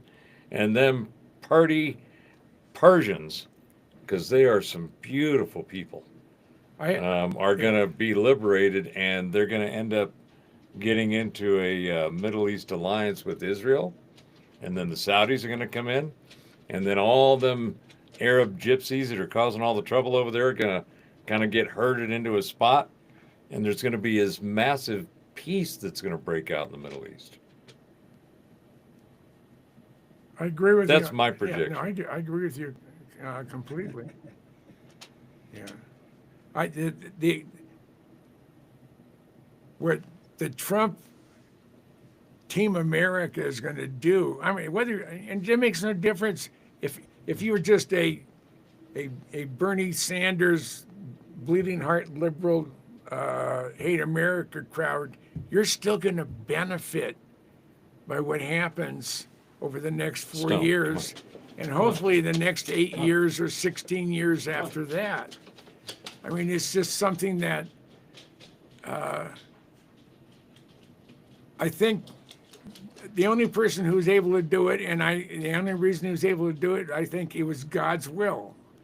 I'm not a religious guy. I believe in God, but I think it was God's will that saved President Trump's life.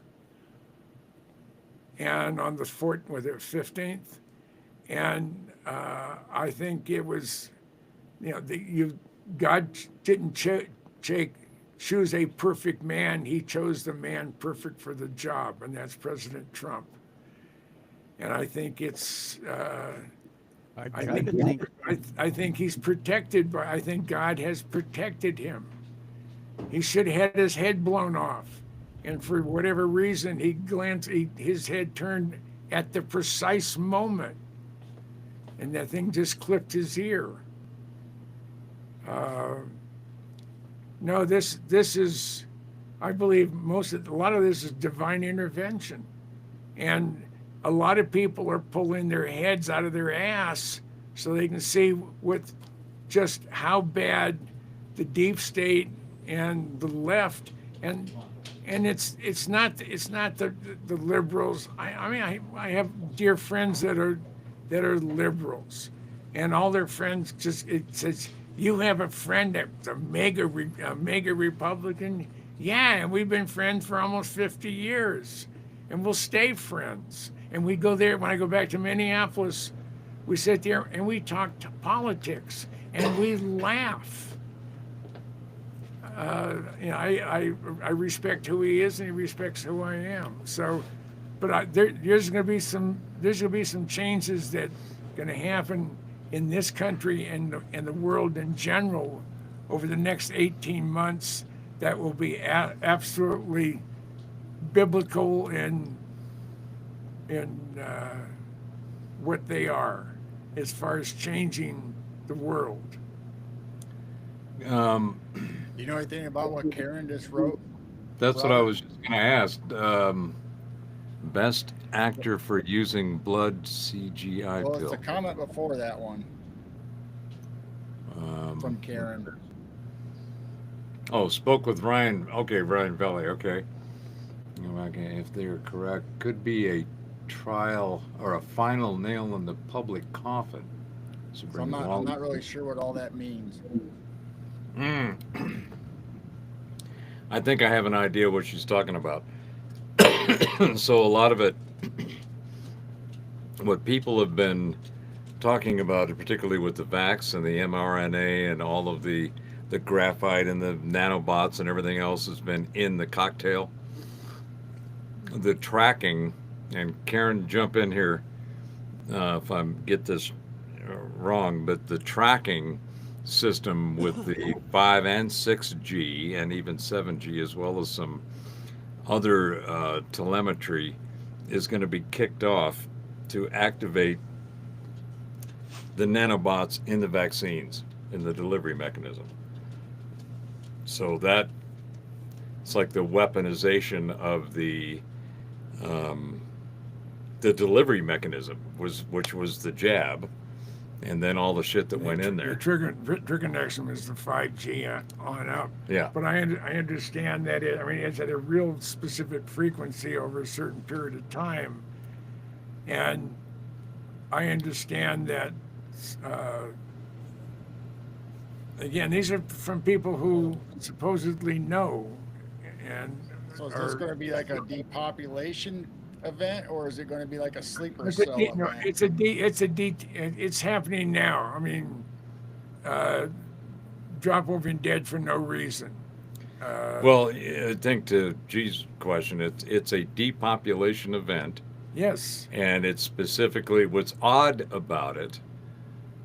And not necessarily if you think about the pattern and use pattern recognition with the way that these people do this shit. But the people that took the shit, that pushed the shit, are the people that are going to die of the shit. And so it's basically they killed themselves off because the majority of the people that followed the vax model and the science and all the crap that went along with it, that was their people. Yeah. And so their people, they're killed off their own people by getting their own people ginned up for it to take it and push it. So it's like irony on another fucking level, in my perspective. And I guess in a certain way, kind of justice being served. It's like, well, you guys aren't going to have a chance, snowball's chance in Hawaii of run anything because you've killed off all your own. Yeah. Does that make sense, G? Yeah. It's like Clay? Yeah? Mel Brooks was over in Germany on promoting something, and some German journalists said, well, Germany just doesn't have any comedians. It doesn't have any funny people and make any funny movies. And Mel Brooks said, did you ever think about maybe you killed them all off? Yeah, Yeah. exactly. Yeah. And No, Taiwan and China. China it's on the teetering of bankruptcy. Declining birth rate, the economy's got all kinds of, they've overspent. Your Evergrande, All those cities, it was 180 billion or trillion. All the cities that have been built that no one's ever occupied. Three Gorges Dam. If you look at its blueprints, that the top of it went straight or was on something. It's going like this. And it's not an if, it's a when. That, and it's seismic zones. That thing could go today, and all their industry, most of their heavy industry, is off the Yangtze River, and Shanghai is just right down river from yeah. Three Gorges. That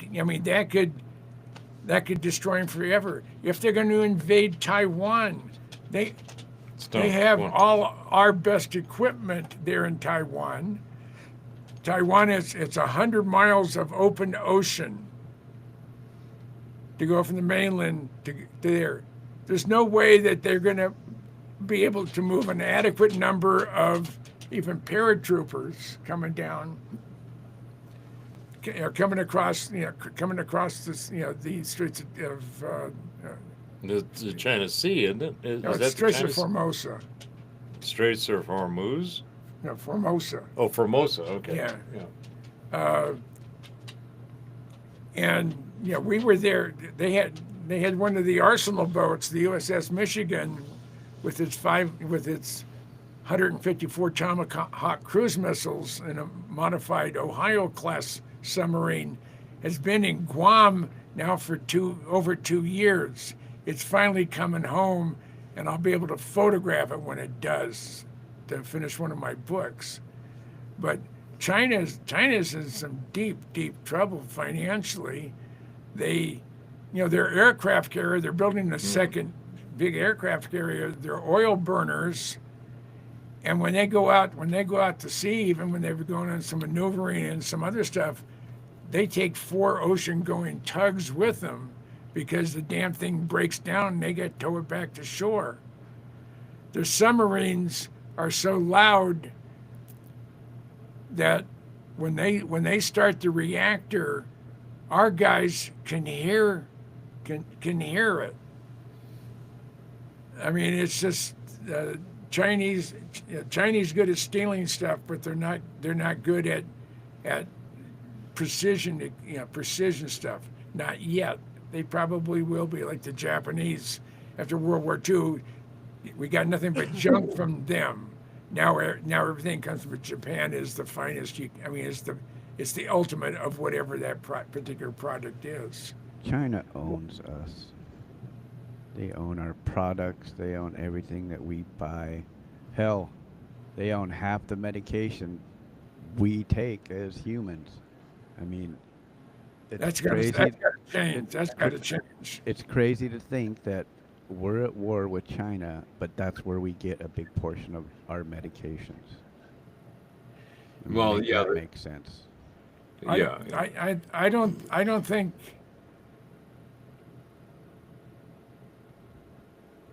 Like Robert was saying, there has been dialogue going on for quite some time between Trump and Putin and Xi and a lot of the other heads of state that aren't going to allow this thing. The day he's sworn in, I think before the sun sets in Washington D.C., I think the war in the Ukraine will be over. Well, I threw it out there. I think it was either last week or might have been before that. That what if if Trump's like leaves NATO and joins BRICS? Just like all the Iranian hostages were let loose the day Reagan won the election. Yeah. Well, I think, didn't really answer the Ukraine question. I think it's over and done with.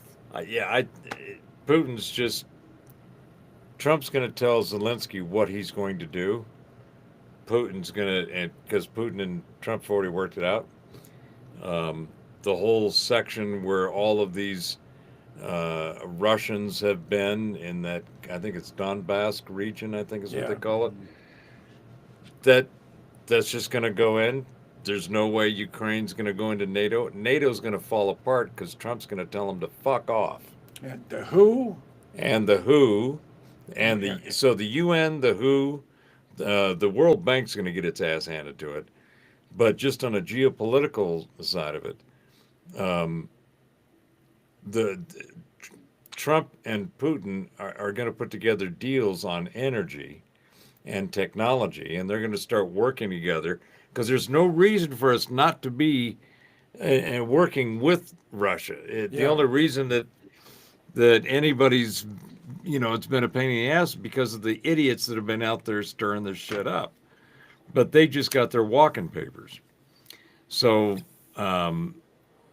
NATO's going to be told, hey, there's no reason for this. We get it. Now we have relationships with Russia. Russia just shut off the gas to fucking Europe. Right. So let's see how long the Belgians and the French and the Dutch and all them in there can go before they start going, you know what? Can we just get over this and get our heat back? and they're going to restart their nuclear reactors too. So I think there's going to be a lot of stuff like that that's going to happen very quickly because it's going to be a tidal energy that's going to flow through, and it's going to sweep across a bunch of areas that have had far too much conflict because of idiots that have been in place. So I could be really high on my own supply here, but I feel pretty confident and optimistic that it's not. While you see plenty of the signs of the dumpster fires and train wrecks and bullshit that gets turned on and turned up, we're going to see that flare because it's a part of the cleansing and the clearing of the crap, and it's necessary. But we're not going to have any major war. We're going to actually see a whole bunch of positive shit happen real quick, and that's going to, in and of itself, generate more of itself. And people are going to the optimistic feeling that Jim was talking about.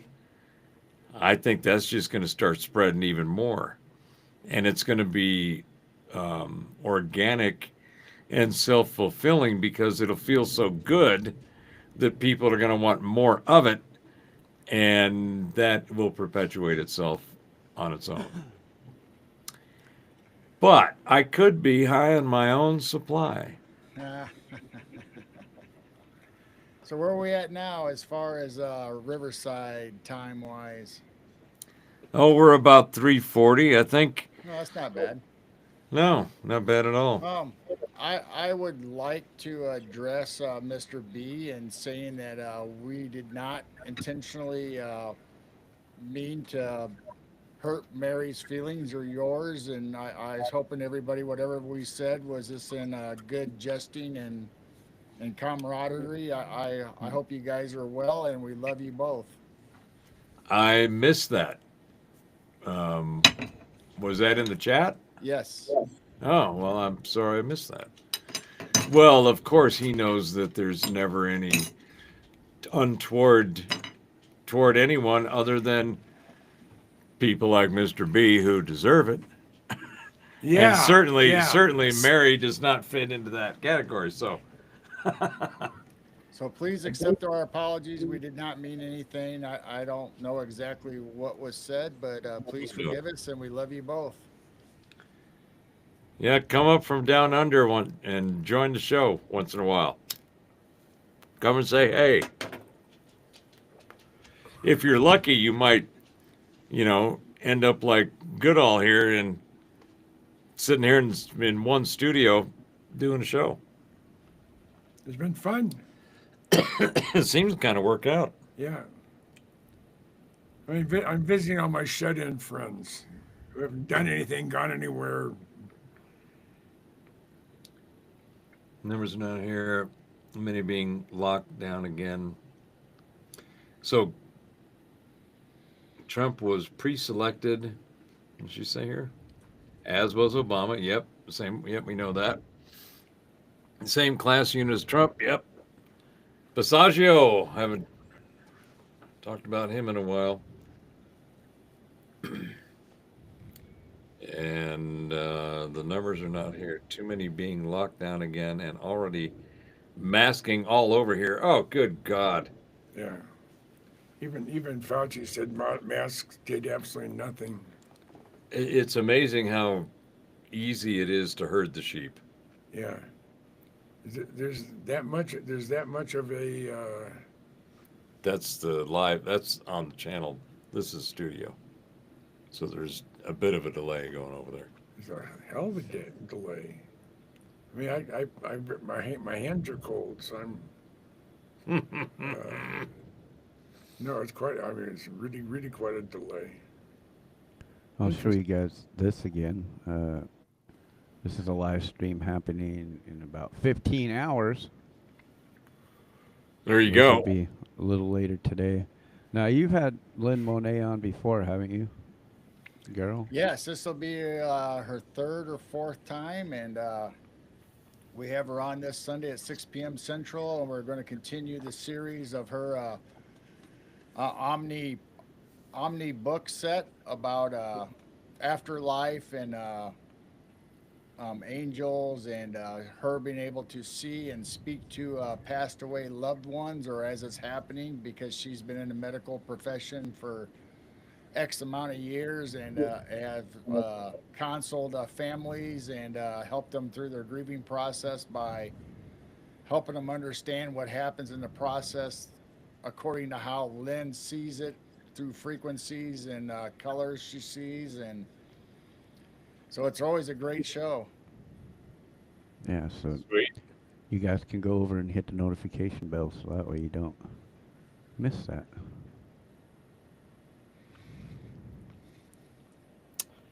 Well, I think we've gone on long enough. What do you guys think? Yeah, we I talked think about so. a pretty wide array of stuff tonight. We covered this, that, and everything else. So 3 hours and 44 minutes, and yeah, about 3:45. Yep. that's that makes for an evening of fun and merriment with the Geezer Geeks. another round in the barrel. And we thank everybody that came on late. We do this because Because we got nothing better to do. Be we're all honest. shut in. Nobody wants to have anything to do with us. And 4 of us, 5 of us, sometimes 6 of us will be on. And we feel sorry for each other because no one else will talk to us. So we get together and we piss and moan for 2 or 3, 4 hours. And we like to do the online remote thing because we're afraid of what would happen if we were all in the same room together. Yeah. So this is Yeah, pushed. timeline might shift or something. Yeah. I honestly, I actually look forward to my Saturday nights. My sweet wife knows that Saturday nights I really would just unless it's an extraordinary group at Monterey Court or a few of the other places there in the Tucson area to go dancing. Saturday nights are tied up. So If you're being censored, Bomber, it's not us, it's YouTube. Yeah, I just saw I that. don't know what's going on. I was just trying to figure out what he was talking about, what they were saying. I don't see anything blocked anywhere or No, Any of she's not blocked, and I see all of her comments, so I don't know what she's typing in that's not going through. a bunch of my comments were. Is there a word blockage through Riverside? And maybe if she set No, out a word or something? no, there's no. They're making the comment on the YouTube channel. Oh, I'm seeing her comments in the chat, so I don't know. In YouTube anyway, so I don't know. Yeah, I don't. I'm just catching up in the studio chat here, but don't know what that is, Bomber. Can't. I'm sorry it's happening, but I don't know. I see all your stuff. No, the only thing, now I'm a mod on that channel, but the only thing I would censor would be racist stuff or threats, goodness gracious. you know. A little DEI identity thing. Yeah, I wouldn't pull somebody's comment for what we talk about around here. Yeah, so it's me and Clay are mods right now in the chat, and neither one of us have done anything tonight as far as Yeah, moderation. So haven't seen anything worth moderating. no, everybody's been right never with is. us and doing good. I mean, Yeah. There never is. Well, even if you disagree with us, I'm not necessarily gonna get rid of anything because we like talking about that stuff. Oh, come on, G. You don't want to admit you got a trigger finger. my trolls don't know I'm over here, so.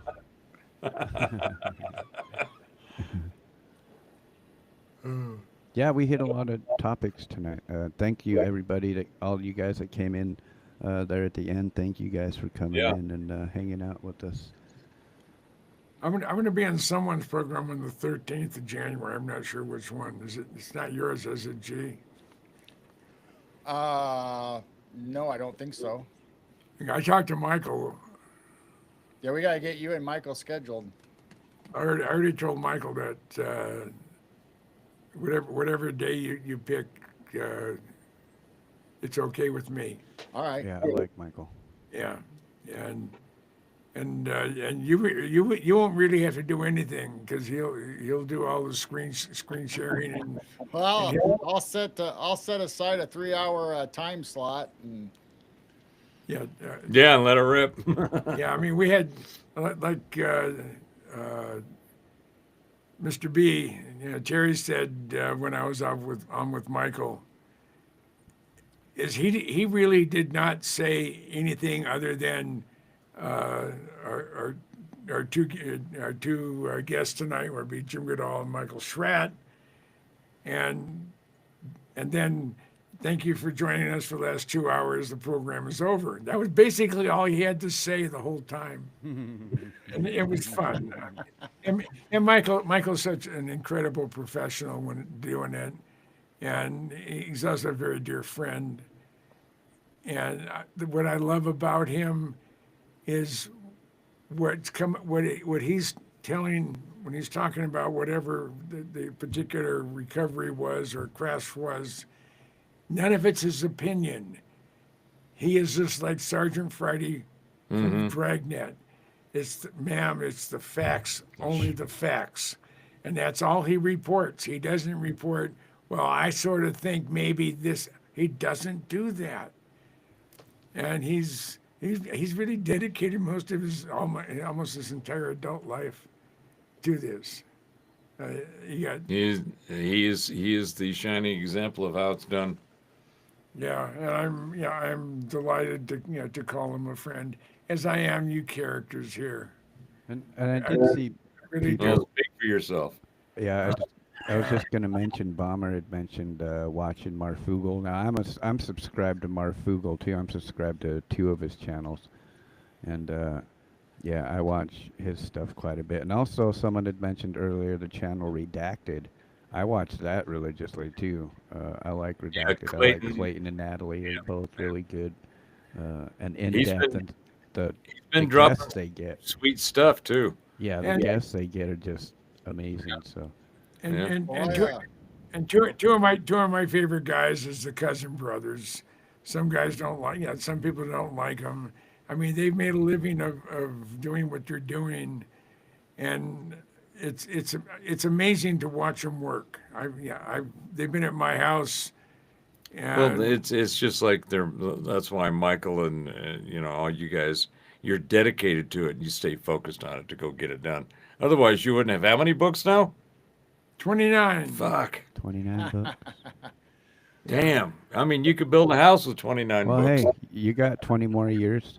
You can push a No, couple more out. If you break it down, if I was a celebrity, that'd be one thing. But if you broke it down by how much I made per hour, not counting airfare, cameras, cars, divorces, I mean, just the list goes on and on for the last 50 years.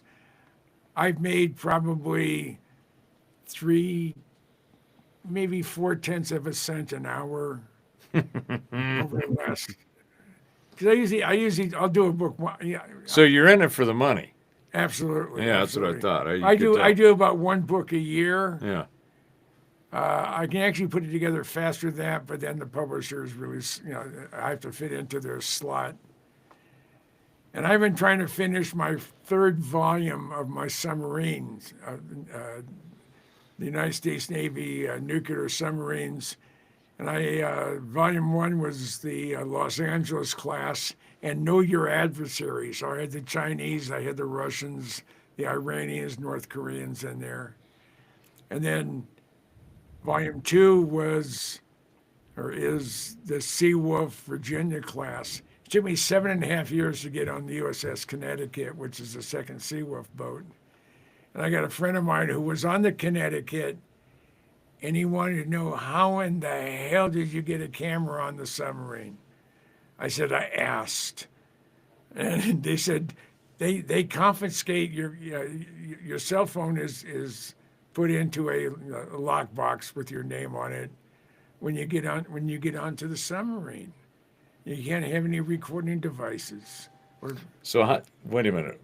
How did we get on submarines? I don't want to know. I was I already know how you got on a I was submarine. talking about we're talking about books.